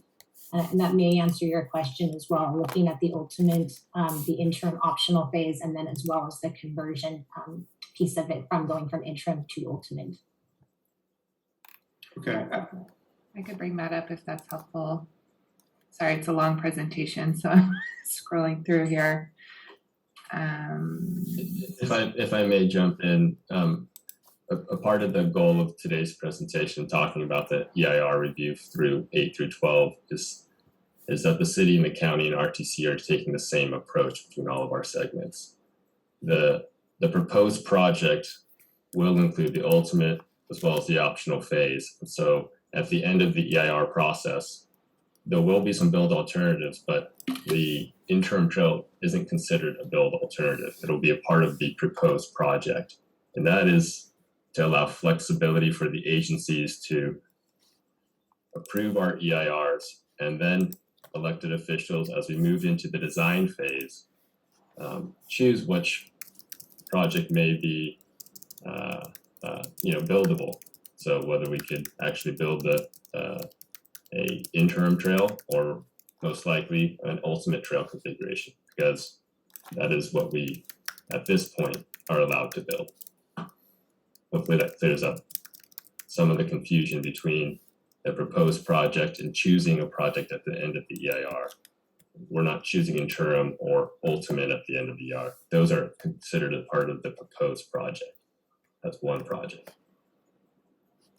Yeah, I guess my only concern is that this presentation, I think it's the first really honest look at just how impactful the quote unquote ultimate trail will be. I mean, some of these giant retaining walls, numerous bridges.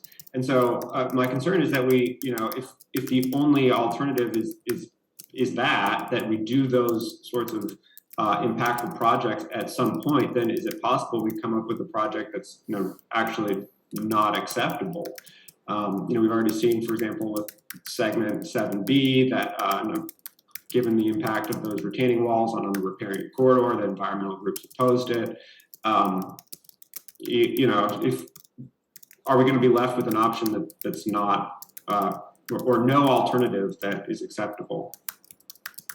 So I could respond to that. So there's deliverability risks on under both scenarios. So obviously under the optional first phase, that project can only be implemented if the corridor is rail banked. So that's the deliverability risk for that trail. For the ultimate trail configuration, it requires major infrastructure. That's cost. The higher your project costs, the higher the risk that you may not be able to fund it.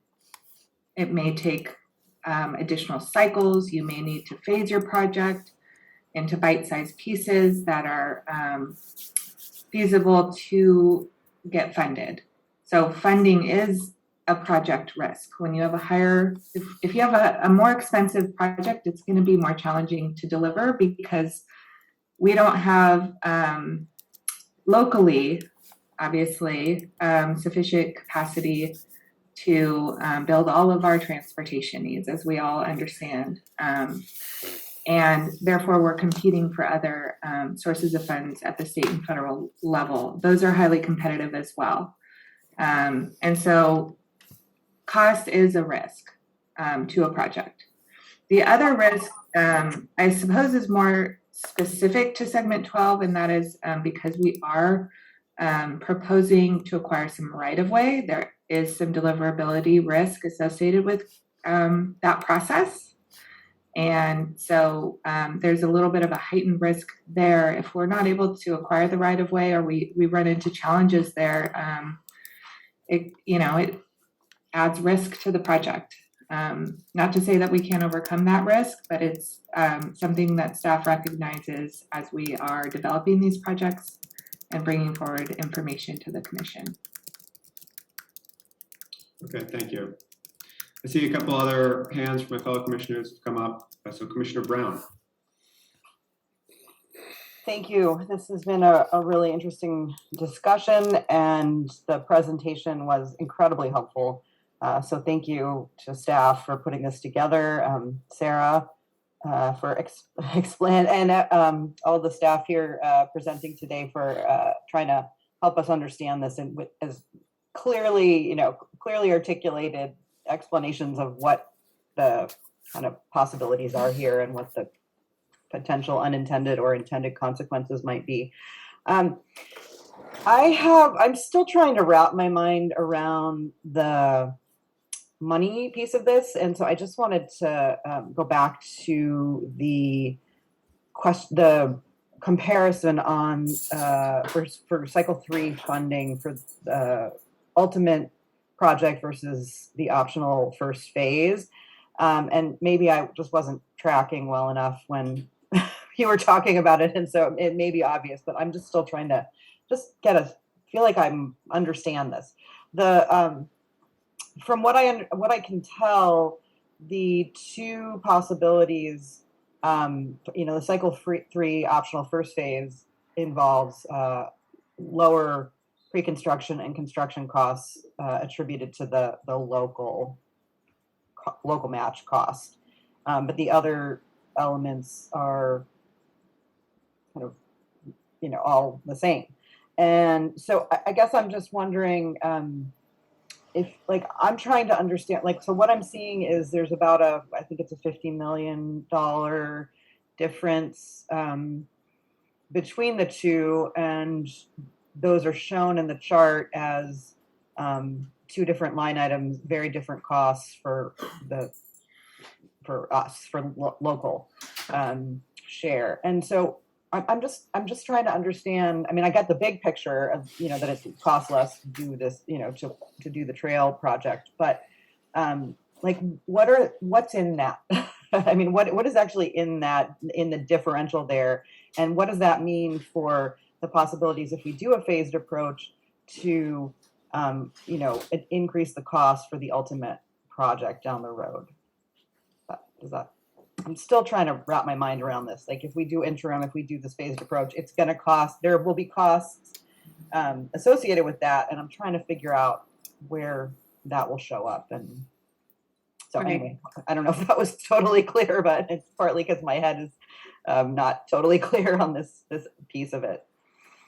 Sure, and I'll take a stab at, I brought up the slide again so that we could see, just to give some context. So the pre-construction, let's see if I could have the red circle go around. Okay, so this, the pre-construction would include the additional right-of-way costs associated with the ultimate. So that's the difference there. And then the construction local match, we are proposing to keep the ask the same. So the 107.4 million, we really don't want to go above that. And so the additional costs associated with the ultimate project would be, we're proposing to pay for it locally here and not increasing our application requests, because that's going to potentially price us out of being competitive. And if you think about this grant program that we're applying for, it's Solutions to Congested Corridors. It's really for multimodal improvements, and what they see from the lens of the funding program is a trail is being built, right? There's no benefit of having a new trail bridge next to existing railroad tracks versus just a bridge, a converted bridge. So it's going to compete the same, if that makes sense, but it's going to have a higher cost, obviously, for the ultimate, because those building of the new bridges over Highway 1 for freight, that doesn't add any spice, if you will, to our application. It doesn't make our application more competitive. It just adds the cost. Right. Yeah, thank you. That does help. I think I get that part of it. And so maybe I'm just kind of, my confusion is because I'm thinking about bigger questions that aren't really addressed in these tables. So I think I got it. Okay, thank you. Thank you, Commissioner Brown. Commissioner Bertrand. Thank you very much, Chair. So I share, I think, a lot of the concerns that many of us have, and Commissioner Brown just sort of touched on it, and that is related to costs. And what's behind all the figures, whether it's acquiring right-of-way, why we need to acquire right-of-way, that was explained in the diagrams, that's one example, but the whole issue of what makes our project competitive compared to other counties across other counties across the state of California. So I try to read all the emails. I think a lot of us do, and because we're commissioners and that's part of our job. And one thing that keeps coming up a lot is, well, how did we come up with these figures to begin with? It's often stated that these figures are too high, it might put us out of the running for grants and make it more difficult for the county to support it in whichever way we decide. So when you come out with a fuller report that we could put into a PDF and broadcast to the community, or at least make available to the commissioners so we understand when we talk to people, I'd like a better understanding of how costs were arrived at. And I realize that these are estimates. These are construction estimates. You can put all the footnotes on it that you want, and I would appreciate that.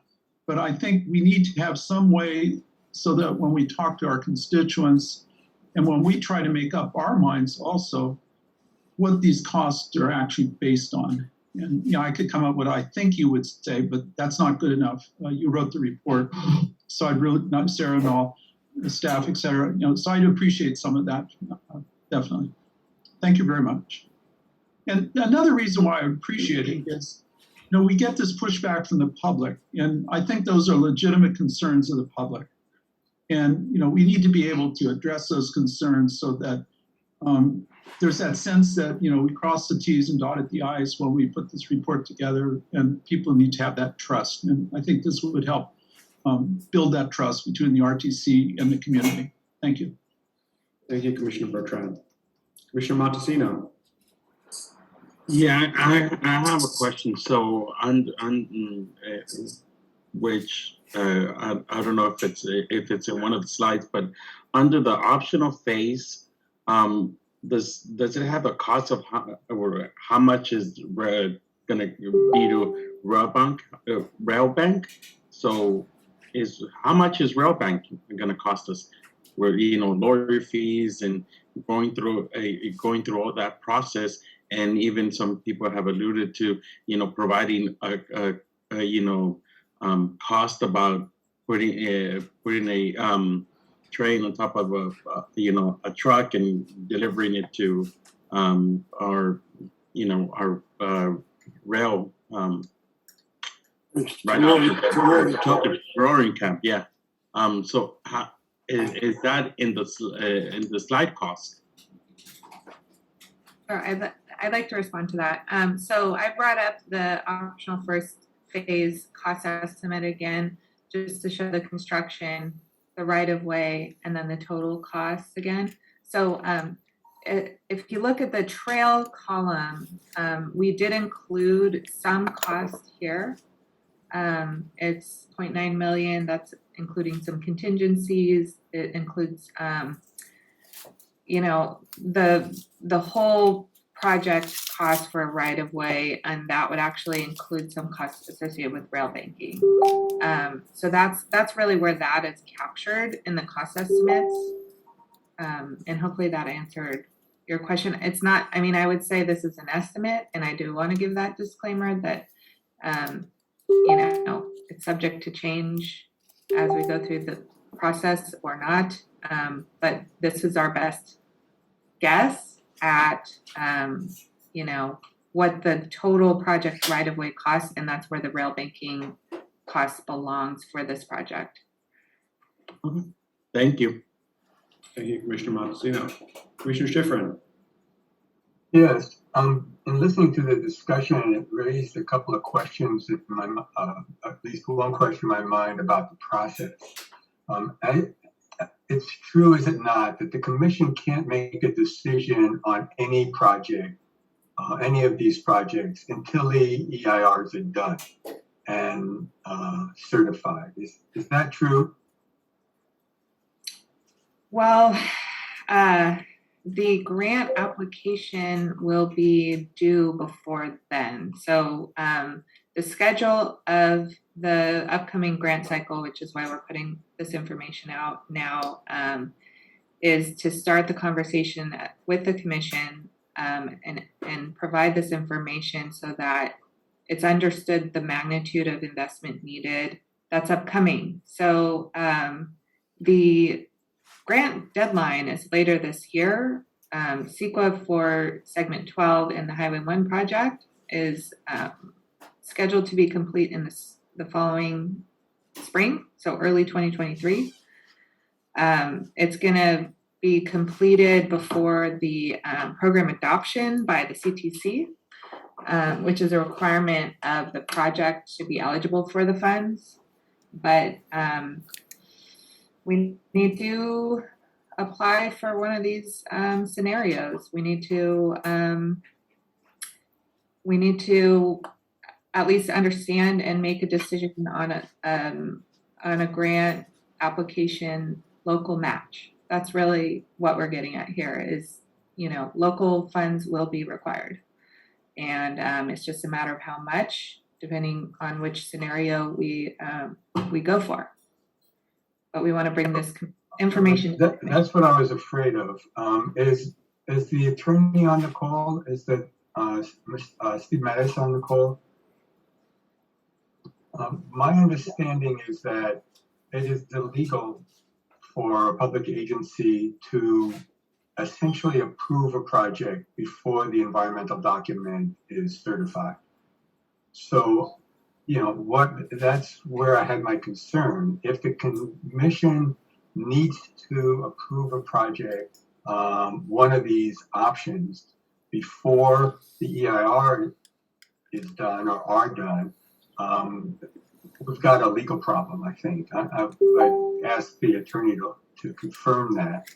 So I'm just wondering, I think there may be a couple of options here. One option is we could maybe decide on a local grant and maybe apply sort of as an either or, and we're doing the first steps rather than making a decision. But, there have been a couple of very prominent court cases where decisions by public agencies have been thrown out because they essentially committed to a project before doing the environmental review.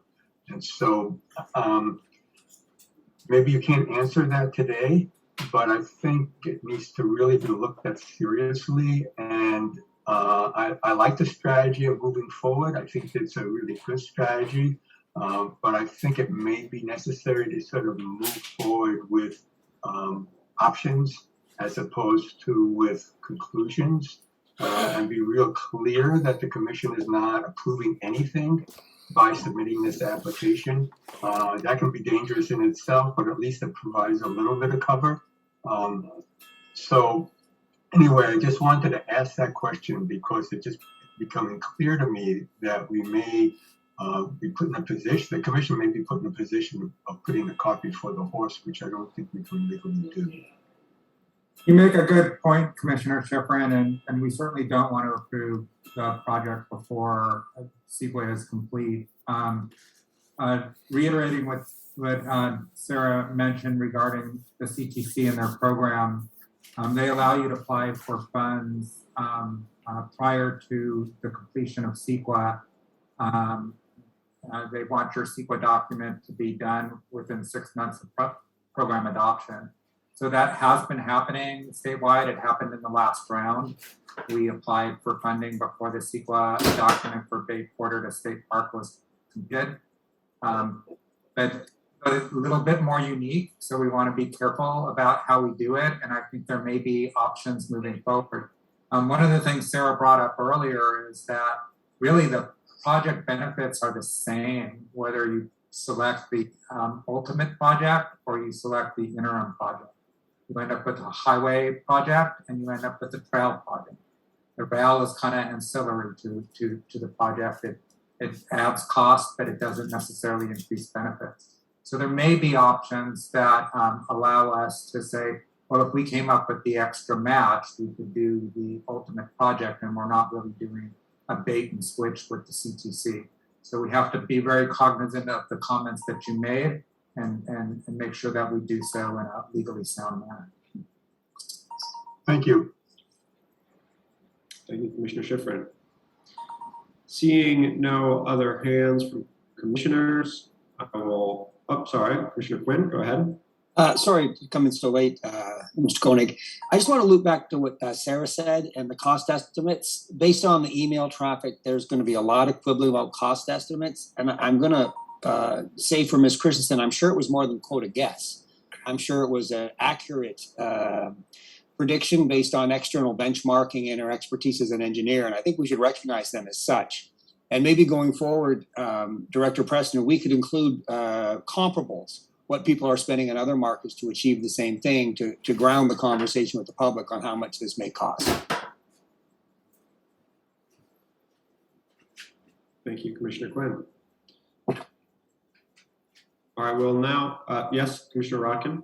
Just very quick, I wanted to reinforce what Quinn just said.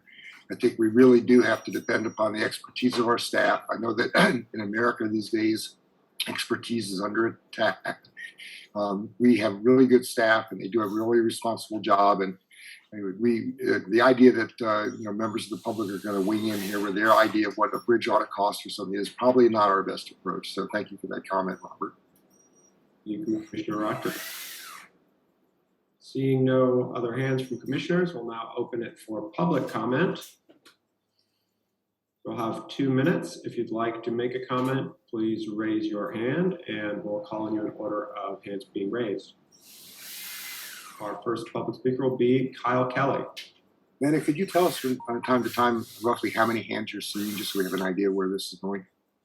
Certainly, I see about 7 or 8 right now, and they're slowly coming up. But yeah, if we do see a large number of folks who want to make comments, we'll have to ultimately shorten public speaking time. But let's get For the started. benefit of commissioners, if you click on participants and then click on attendees, you can see everybody whose hands is up. Thanks, Rand. Thanks, Andy. Thank you. All right, Kyle Kelly, go ahead. Thank you, commissioners and staff. So first I want to say thank you for the presentation. I'm really enjoying having access to the trail. I'm able to use it to take my kids to Bayview Elementary. Provides us a nice path that is away from cars. We wish that we were talking more about, I guess, focusing on more pedestrian, bike, and wheelchair paths in more places, because we still have to get to the trail. We have to get to each of the trails to have dedicated areas for biking and walking, to keep children safe, to keep the elderly safe. And at the same time, many of us want to get around the county without having to deal with a car.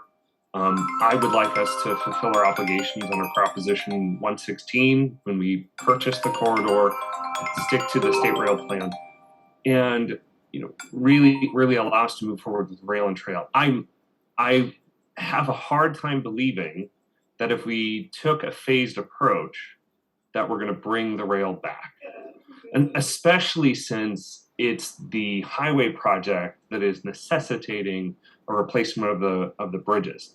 And we're talking about rail and trail projects with 0 greenhouse gas emissions for both electric light rail, people walking, biking, and rolling.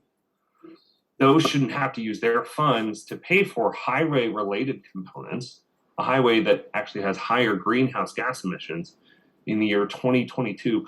That we shouldn't be elevating those projects above them or taking funding from zero emissions projects such as rail and trail. So please don't go with this phased approach. Consider all the alternatives within the EIR, but I think there's a serious concern here about how we're going to be using our money and our future for our kids, grandkids. Thank you. Thank you, Mr. Kelly. Mr. Scott. Thank you. Great presentation. I'm so happy that we clarified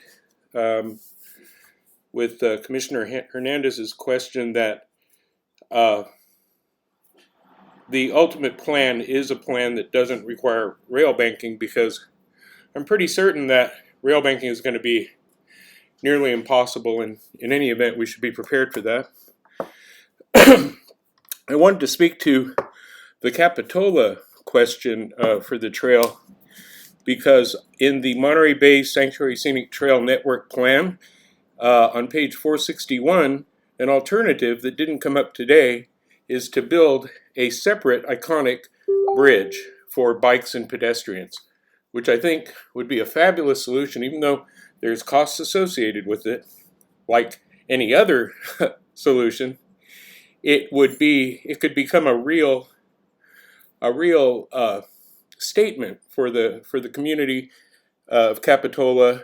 It would be a beautiful way to solve this problem, and it would avoid this conflict with the rail bridges and need to keep our rail line intact. So I hope that staff will look at that again. And a great precedent, a great example of a solution over the same distance, 500 feet, is found in Cleveland with what's called the Wendy Park pedestrian bridge. And my final statement would be this: as they say in the world of construction, measure twice, cut once. And I hope that, and I'm confident that the EIR process will consider, and that the commissioners will consider the cost of having to build the trail twice. I can't imagine there being any kind of benefit in an environmental review where the environment needs to be disturbed twice, where the neighborhoods need to be disturbed twice, or that there's any kind of a financial argument that can be made successfully that says we're going to remove a rail line, we're going to build a trail, and then we're going to rebuild the rail line and rebuild the trail. Thank you. Thank you, Mr. Scott. Mr. David Dean. Yes, thank you for your time. I would like to also ask that the slides be published. I have a number of questions and concerns, really, so I wrote them all down. I hope I can get to them. But one of the things is that when you're only showing the cycle 3 funding requests, isn't that hiding a lot of costs? What are the total costs for each option? I mean, even the slide that shows the cost for segment 12 compares the ultimate with only just doing the interim first phase. I don't think that's a fair comparison, and we really should see a lot more information about what the cost is, because I believe that this interim plan and all its phases is going to be much more expensive than just doing the work without the interim steps. I also believe that acquiring right-of-way is going to be more difficult and expensive in the future if we go with this phased approach. Not buying it now, buying it later is going to just make it more difficult. I also would like to know if there is a commitment to eventually getting to the ultimate configuration, even if the interim phased approach is selected. I mean, are we going to be stuck with just the interim rail or interim trail forever if we can't figure out how to fund the rest of it? This is really frustrating because I want to get to the point where my kids and my family can use public rail transit in this county. I was also concerned with segment 11 not building a trail bridge next to the Capitola trestle for the ultimate plan. I mean, was that only for cost reasons? Because there are safety issues. Thank you, Mr. Dean. Mr. Ryan Peoples. Hi, it's Brian from Trail Now. Thank you very much. Right away, I'll say that we absolutely support moving forward with the interim trail. Phenomenal idea. And of course, we need to follow the leadership, the experts, as we said, the RTC staff. They know how to get the money. At the end of the day, it comes down to we got to get the money, so we have to have a plan. You know, I'll talk a little bit about the elephant in the room here. Keeping the tracks is not necessary to ensure the corridor is preserved for future rail. That doesn't seem, people don't seem to get that. We talk about keeping portions of the tracks. You don't need to do that. We need to educate the public that removal of the tracks doesn't mean that rail is gone. It kind of feels like everyone gets a trophy. We're not willing to really educate the public that we don't need to keep the tracks. And as a matter of fact, we got to pull them out anyways. So let's not go and try to come up with a plan where we only take out portions of the tracks. Actually, the most cost-effective way is to remove the tracks from Watsonville to Davenport through a single contract. The tracks are worth $5 million through the, it might be more. That was a bid we received about 2 years ago. And what that would do is that would open up the corridor for other portions of the community. Watsonville would benefit hugely if you said, we're going to remove the tracks all the way from Watsonville to Davenport as a single contract. It's the interim trail. We don't need to keep those tracks in there, again, to preserve it for future rail. And that's really what needs to be communicated, because I keep hearing people say, oh, we're going to keep a track. Don't worry, we kept that section of the track. We don't need that. So great work. Thank you for your time. Thank you, Mr. Peoples. Mr. Singh.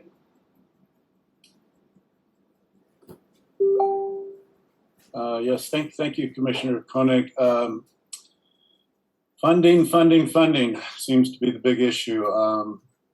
And there are things that weren't even studied that should have been studied. The CFST primarily considers a dedicated bus rapid transit system on the corridor, Highway 1, as the most feasible and a superior alternative in respect to greenhouse gas reductions as well as vehicle miles traveled. Thus, something that hasn't been studied had to go to litigation. That has not been decided yet, but that is another possibility that may come up in the near future for that study to be done as well. Have you considered other sources of funding for this project? I hear state, local, federal. I hear nothing about private entities that may want to get involved. There was one about a year or two ago from Los Gatos that wanted to join ranks with the RTC to do something with 17 road. Tolls are a possibility, but my favorite is to remove the Ox Lane project. And since we are multimodal, that could go to the rail trail corridor. My understanding that 50 to 60 million would make that freight compliant, thus the capability of running some form of transportation all the way to Watsonville. At this point, some form of rail transit can be initiated as well as a mass transit corridor on Highway 1, which is dedicated bus lanes with zero emission buses. These are to be a philosophical change made and a commitment to educating our constituents to the necessity of mass transit and not cars. It will have to be done. Why not start now? The present RTC plan is kicking the can down the road with the Ox Lane project. Thank you. Thank you, Mr. Sain. Mr. Todd Marco. Hi, my name is Todd Marco, and I'm Executive Director of Nicene Rio Gateway in Aptos. Sarah, excellent presentation on segment 12. I especially love the graphical renderings that really help depict potential design options for this very, very challenging section of the trail. I'm hoping that the existing 2-span rail bridges over Highway 1 in Aptos can be repurposed in Aptos for active transportation. NRG has identified numerous locations that would benefit substantially from pedestrian bridges. I know this isn't a trivial ask, but rather than disposing or repurposing elsewhere, I'd love to consult further with RTC and others on repurposing these bridges in Aptos. Thank you. Thank you. We currently have 10 additional public speakers. Mr. Jack Nelson. Yes, thank you. And for starters, I'll say I enjoyed seeing slides showing design possibilities for a future rail trail and future completion of the Monterey Bay Sanctuary Scenic Trail. That's exciting. But I feel conflicted because I'm looking at that segment 12 being kind of a co-project with widening Highway 1 out there in Aptos. And then I'm looking at slides that show costs and asking the question, where's the money going to come from? Well, I noticed that the heavy hitter on that segment 12 and Highway 1 cost is widening Highway 1. It's not the trail. So where does money come from? Well, state of California is a big player here. And maybe the commission should be looking more closely at the fact that California has left the RTC in the dust as to our climate future and planning for it. Currently, the California Air Resources Board this year will be revising its scoping plan, climate change scoping plan. And I wouldn't be shocked to see California living up to its talk and putting in that plan something about, if not no more funding for highway capacity expansions, at least no more prioritization for competitive advantage for funding where you're growing vehicle miles traveled and greenhouse gases. So the future, we need to look ahead. We can't just look at today, but we need to look at conditions in the future, both on climate and on what California will be doing with its resources. I don't think it'll be funding highway widening the way it has in the past. Thank you. Thank you, Mr. Nelson. Fort Lee Silverglade.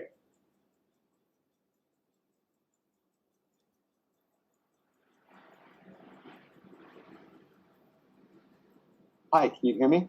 We can hear you. Hi, I am a young person I grew up in Santa Cruz. I've been living here my whole life. I hope to live the rest of my life and hopefully one day see completion of rail and freight along the corridor. I want to thank the commissioners and the staff for such a comprehensive presentation today. I want to echo previous speakers speaking in support of the rail to highlight what I think is a common sense issue with the interim plan. It just doesn't make any sense to me, and I apologize also for background noise. It does not make any sense to me how ripping out existing rail infrastructure, building over it, and then after that, ripping out that infrastructure and then building rail again on top of it can make any sort of practical or financial sense to our community. We have a lot of, we all know, we have a lot of growing transit needs in the community, and widening the highway or speculative future tech like autonomous taxi fleets are not going to cut it. And bike lanes alone are not going to cut it either. We need to focus on the opportunity that the rail corridor gives us. So I want to voice my support and urge the commissioners to not go with the interim plan, which seems very wasteful, both financially. Thank you, Mr. Silverglade. Mr. Jack Brown. Hi, Jack Brown, resident of Aptos. Thank you, as a lot of people have said, on both sides of the issue for the very comprehensive presentation. Looking forward to having that published so we can refer to it in the future. Very much in support of the phase interim plan. We need to open this corridor up now. We've got lots of other construction. We've got other things going on.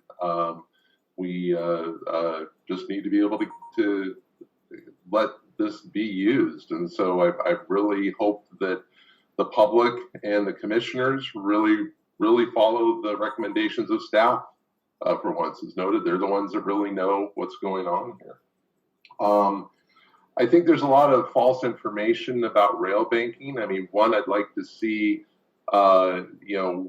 has there been any investigation of what's going on in the SMART implementation who didn't rail bank, and because they put a trail on the corridor, they're now being sued for it by residents, and the brunt of that cost will be to Sonoma-Marin County and not by the federal government as protected through rail banking. I think that's very important. And also we got to look even locally where rail is coming back. In Monterey, the trail is going to be changed so that there can be a train that goes to the Customs House Plaza where it's currently either paved over or removed. And then also in Maryland, the Purple Line is taking an interim trail out that was part of rail banking. Monterey was pre-rail banking with the same sort of concept. Maryland's doing the same thing now too. So rail can come back. Once we have our act together, we could do it. But until then, let's please support the interim phased approach and move forward to get Santa Cruz moving. Thank you. Thank you, Mr. Brown. And currently we have 8 more speakers in the queue. If you are interested in making a comment, please raise your hand now. Next we have Tina A.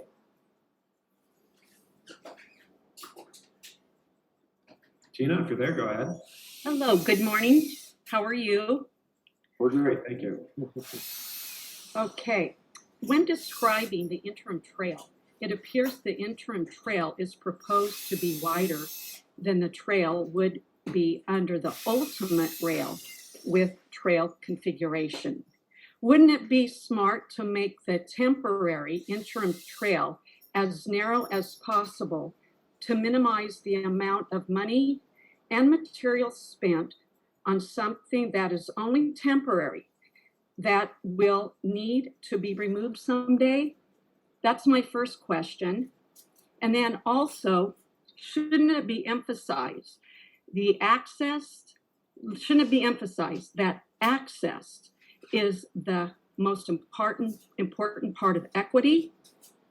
Shouldn't it be emphasized equity access for our large South County population that commutes daily in both directions along Highway 1 traffic be considered and not left out of this equation?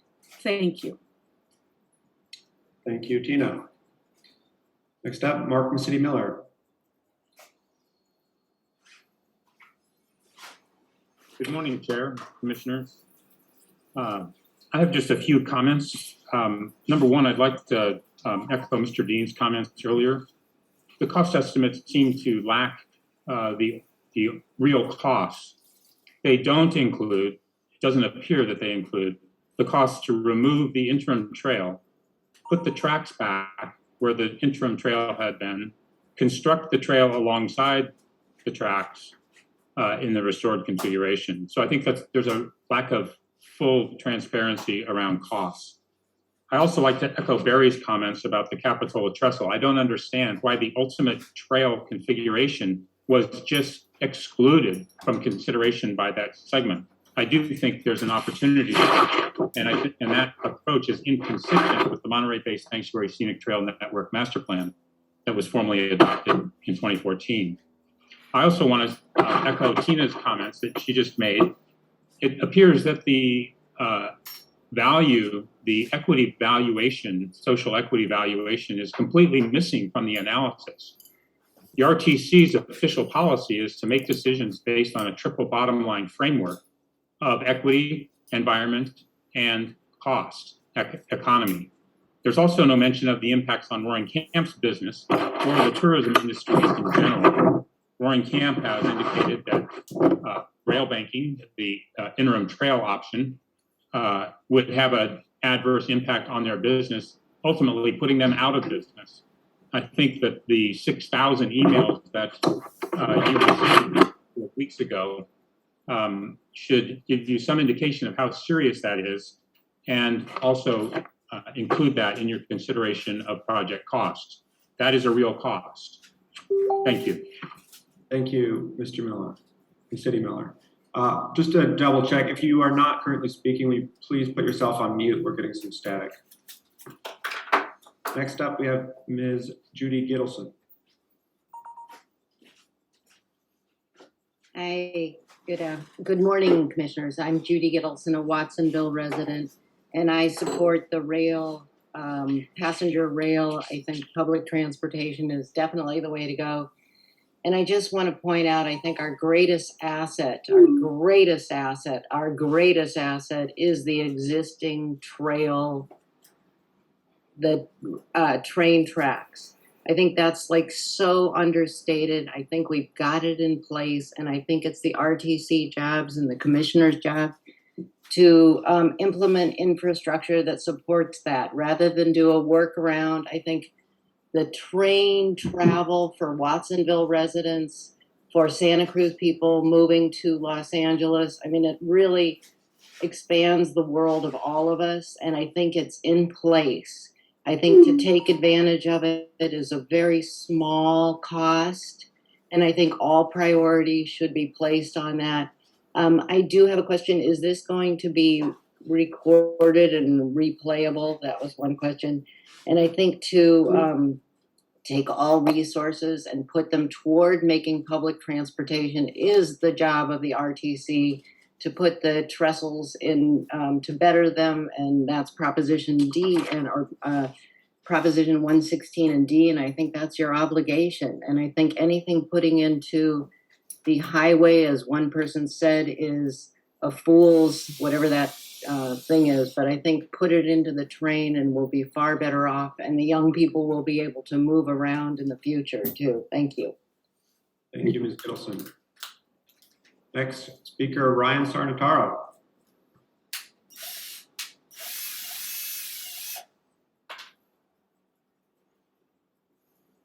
We've lost Ryan. Come back, we'll give you another opportunity to speak. Now we have Trink Praxel. Thank you. Trink, you might have accidentally muted yourself. We cannot hear you and you've dropped off. So next up, we'll go to Lonnie Faulkner. Hi, thank you, commissioners and staff. Can someone please mute? It's been really distractive for a number of us out here. Some of us found the recent TBW plans confusing and concerning. Your presentation today was helpful, Sarah. I did find Guy Preston's and other comments made continue to confuse, and I do support Commissioner Schifrin's comments to follow the KISS principle to help keep it simple going forward. Current plans seem confusing, and we would like to see written clarification that the ultimate rail project does not require rail banking. Implementing an interim trail option first is inconsistent with past approved plans, which included community input and requires abandonment and rail banking, which puts our future rail at risk. The interim trail proposal would certainly be far more expensive if all costs are included, cost us more time, and have a far greater negative impact on our environment, and importantly, likely make it infeasible to seek the large pool of federal grant funds coming available starting in 2022 through the Department of Transportation and the FRA for a short period of 5 years. The trail should continue to be built per the MBSSP approved in 2013 alongside future rail, including the plans to implement rail and trail for the Capitola Bridge crossing. We believe that efforts to fund the newly proposed highway widening from State Park Drive to Freedom Boulevard, which also requires matching funds from the RTC, would be better served in applying these efforts and funds towards implementing passenger rail for our community. We ask the RTC to honor the majority vote and significant efforts and millions of dollars invested to implement passenger rail based on the Proposition 116 Clean Air and Transportation Act, which led to the purchase of our Santa Cruz branch line specifically for passenger rail. And we also ask the RTC to move quickly forward with completing the important EIR reports and pre-prep work needed to apply for grants. Thank you. Thank you, Ms. Faulkner. Mr. Sarnataro, through there, I'll give you another opportunity to try to speak. Okay, thanks. Yeah, this is Ryan Sarnataro from Live Oak. And I wanted to try and clarify something here, which is that the interim plan is the least environmentally destructive immediate use of the corridor. The current operation, say for instance, segment 7B, requires a tremendous amount of retaining walls, removing of material, taking down trees.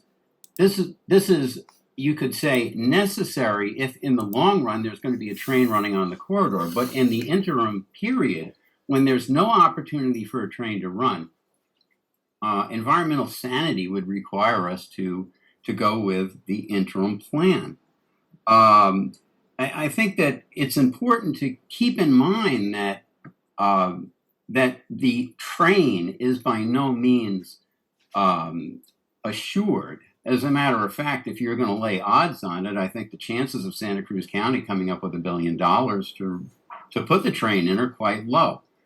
In terms of social equity, that cost of putting the train is going to require some kind of a tax increase. If the tax increase is a sales tax, it's regressive. Who's going to get hit the worst? People in Watsonville, people with low income who have a higher percentage of their total income spent on things that are taxable. Also, the ridership out of any part of the county is so low compared to our total population that indeed what's going to happen here in terms of social equity is that the many will be subsidizing the rides of the few. So let's try and keep the discussion on what's possible, and also let's not confuse our terms here. Thank you. Thank you, Mr. Sarnataro. Next up, David loves public transit.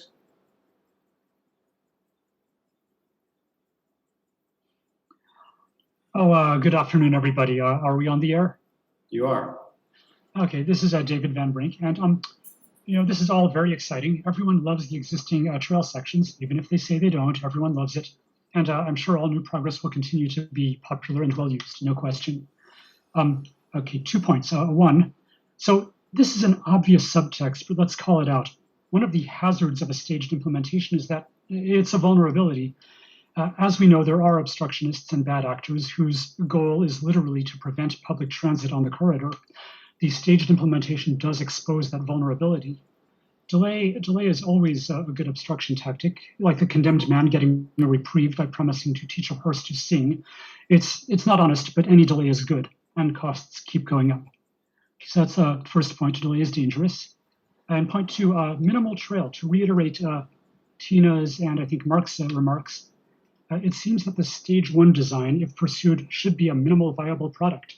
The minimal viable trail, as narrow as allowed, 8 feet, 6 feet, to reduce cost as much as possible, if this is truly a cost-reduced and authentically interim project, if pursued. Thank you. Thank you, Mr. Van Brink.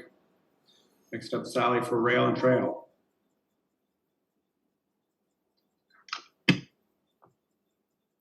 There, am I unmuted? Yes, we hear you. Go ahead, Sally. You might have muted yourself again. Oh, there, can you hear me now? Yes, we hear you now. Okay, well, it was a very exciting presentation. I just get goosebumps when I see those construction drawings of, rails and trails together. It's just very exciting for our whole community.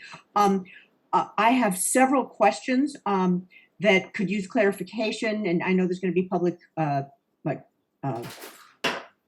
input processes later, and maybe these could be addressed at that time and somehow made very clear to us. So one question is, the Aptos segment of the rail and trail, I think it's 12, that includes going over the highway. Would that be cheaper without the highway widening?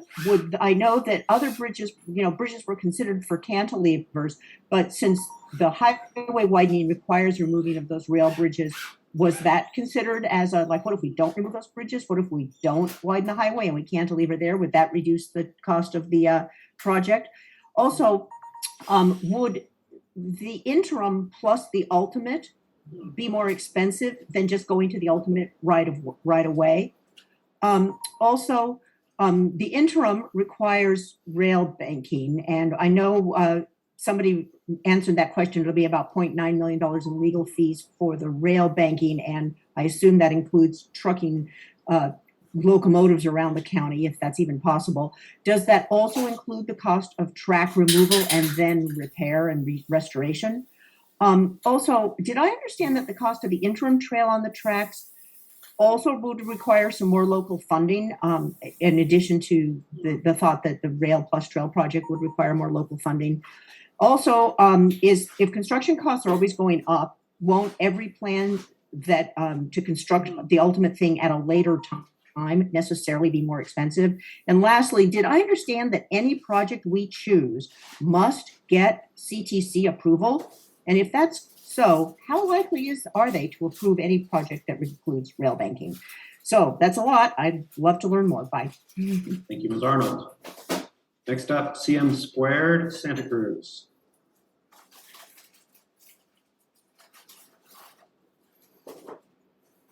We can't hear you yet. Go ahead and unmute yourself. Hi. We hear you now, but barely.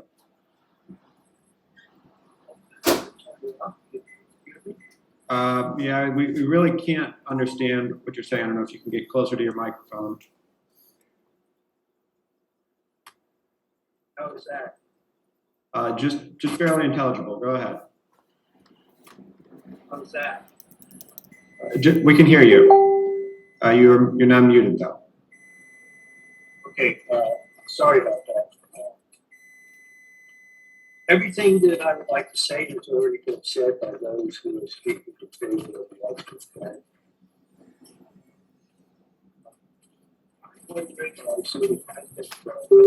Sir, we really, I'm afraid we cannot understand you. If you'd like to make a comment, you can submit it to info@sccrtc.org, and we can add that to the written record. So I'm going to move on now. Thank you. Ms. Praxel, I see your hand raised, but you did already have an opportunity to speak, so I'm going to move on to Sean.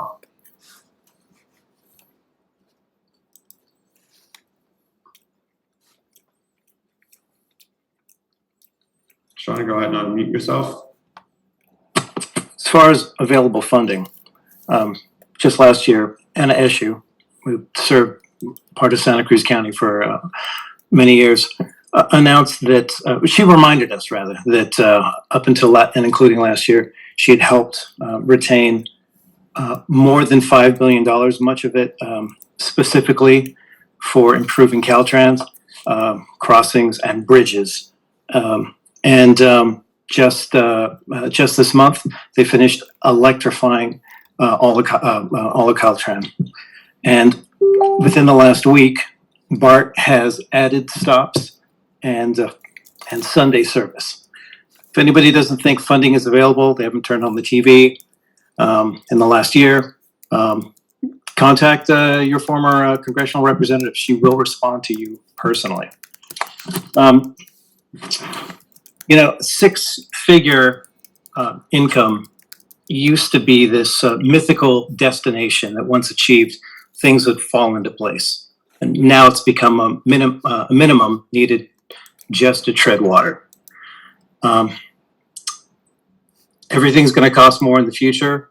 We're all making do as best we can, but some people are spending $100,000 on an electric car, and I think defaulting to those individuals' needs, the county is really not the county is ignoring what most individuals in the county need. Post World War II, it was community colleges that allowed people to enter the middle class. But it sounds like individuals on the RTC are willing to disenfranchise the people of Watsonville from safe transit to the areas of Santa Cruz where they could get a college and university education. Thank you, Sean. Next up, Matt Farrell.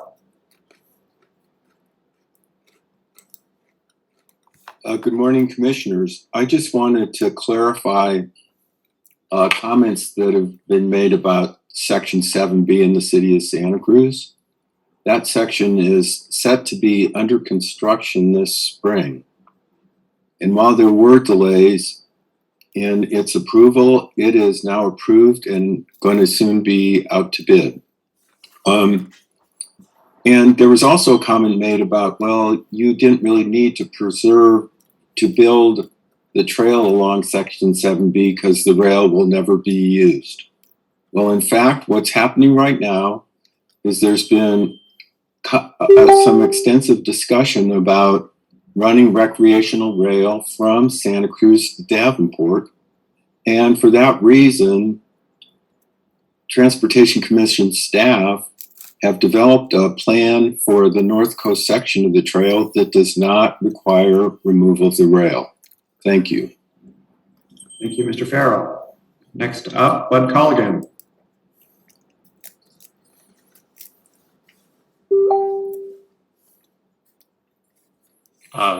Thank you, Commissioner Koenig. And I'd like to thank the staff for the excellent presentation that they did.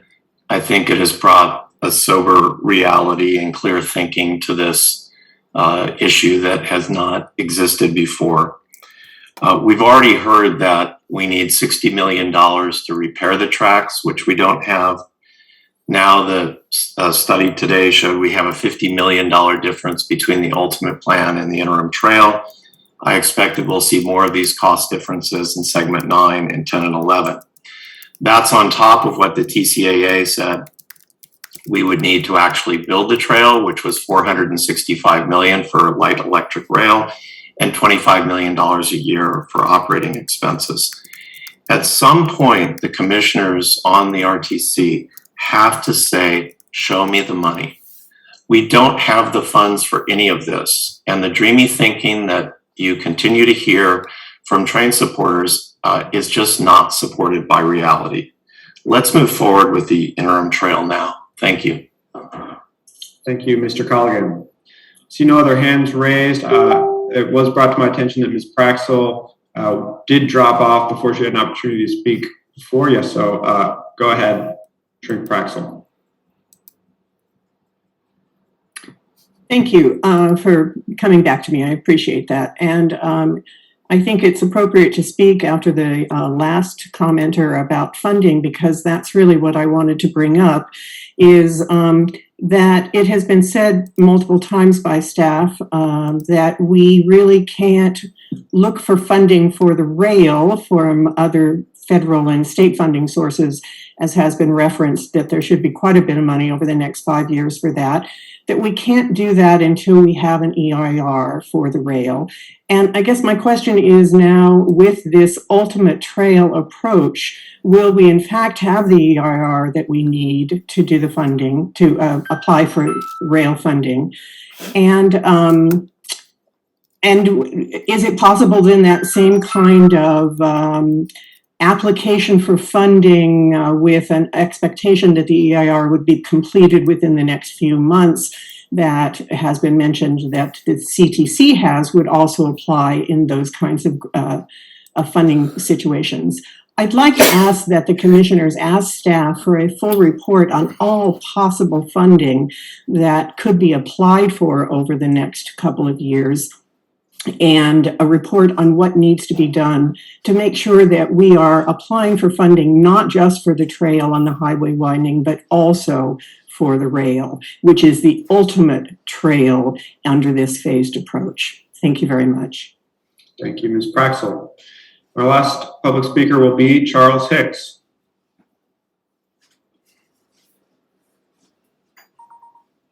Okay, thank you very much. My name is Charles Hicks, and I wanted to just say that I'm in support of the ultimate solution, the ultimate rail plus the trail. And my comment that I wanted to make is, I think we have a problem right now, a serious problem. Last week, as an example, I tried to go across town at 1 o'clock in the afternoon, and I made the unfortunate mistake of getting on Route 1, which was from Morrissey over, was almost totally clogged. Then when I came back from the west side of town, I got in the same situation, and I'm thinking, this isn't even rush hour. This is crazy that we have to put up with this. And I was thinking, well, what other alternatives do we have? Well, I guess I could try to go down Soquel Avenue, which is not a very good alternative these days. And so I think we've got a problem right now. We ought to focus on getting this mass transit going. And I think that by doing the interim process, where we're going to do the trail, pave over the tracks, and then later go back and tear them up and put the rail back in, is just a huge waste of money and a huge delay in time. I think the commissioners, we should stay focused on the ultimate. And I always think it's important to compromise, and I think that a great compromise is a rail and a trail alongside of it. Thank you very much. Thank you, Mr. Hicks. We'll now close public comment and return it to the commission for action. There are no recommended actions today, other than to receive updates regarding the coastal rail trail projects under development. But that said, there is still an opportunity for any commissioner to propose an action if they would like. Any further deliberation? Yes, Commissioner Rotkin. You are on mute, Mike.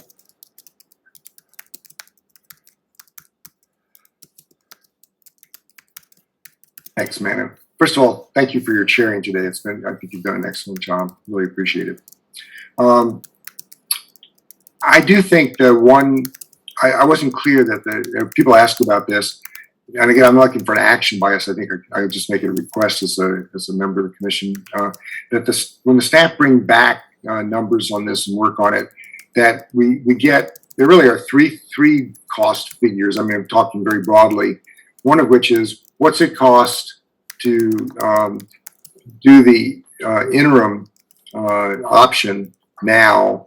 It was like, that's a lower number than the ultimate proposal, obviously. Then the cost of the ultimate proposal is really important. But as a number of people pointed out, to understand the ultimate cost, how it's different and probably larger than if you did the ultimate together right now, starting together, but did the interim first and then had to come back to the ultimate. So those are three different numbers. I mean, there are many more numbers total, but three different kinds of numbers that I think we need to have in front of us when we make our decisions.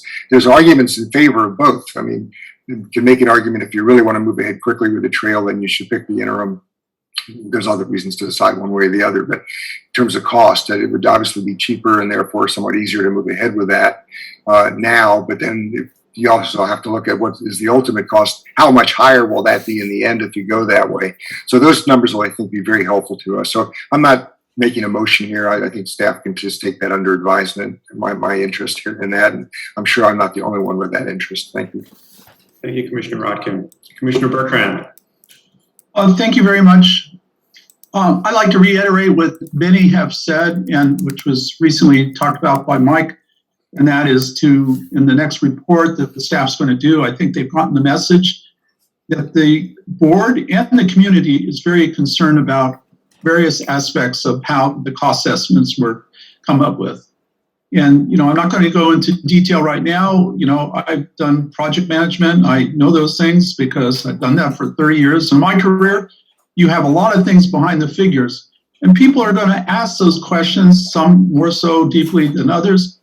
But my main point the last time I spoke was, I think if we do an adequate job of this, it helps build public trust in the RTC Commission, and they have a feeling that, we are actually trying to address the public issues. And one of the main ones is cost. And I'll leave it at that. Thank you very much. Thank you. Thank you, Bertrand. Any other comments or discussion by commissioners? I'll just add one comment. It was something that came up repeatedly, some confusion, I think, from members of the public. And also just so that we're clear for this commission as well, the value of building an interim trail as opposed to the ultimate trail is consistently questioned. And, I think we have to understand there is a time value to building a trail that we can afford sooner rather than leaving the corridor unused for the next 25, 35, however many years it's going to take to actually get the funding together to build the ultimate rail and trail configuration. And, I want a 5-bedroom house, but if I can only afford a 2-bedroom house today, that doesn't mean I should sleep under a cardboard box in the rain for the next 35 years. I'm going to get the house I can afford and live as comfortably as I can until I save up enough money to have my ultimate dream house. I think that's exactly the same situation we're looking at here on the corridor. I'd also say that our ability to apply for a successful ultimate build will most likely be improved if we also have money for the rail. It seems staff made clear our project applications are not going to be competitive unless we can show the value of the rail, which means our ability to build it. And we also know that in order to do that, we're going to need a local funding measure. We're going to need a sales tax measure. That is the only type of measure that this commission has the authority to put on the ballot. And so there is absolutely a value to building an interim option. And then once we have a local funding measure for rail, going back and applying for a project that's more competitive. I'll say one final thing about social equity. That I think what we're starting to see the numbers for here is that our ideal rail project is going to run into the very real way that people move across the county today, which is the highway. And we are doing everything we can with the highway auxiliary lane project to make that into a sustainable transportation corridor.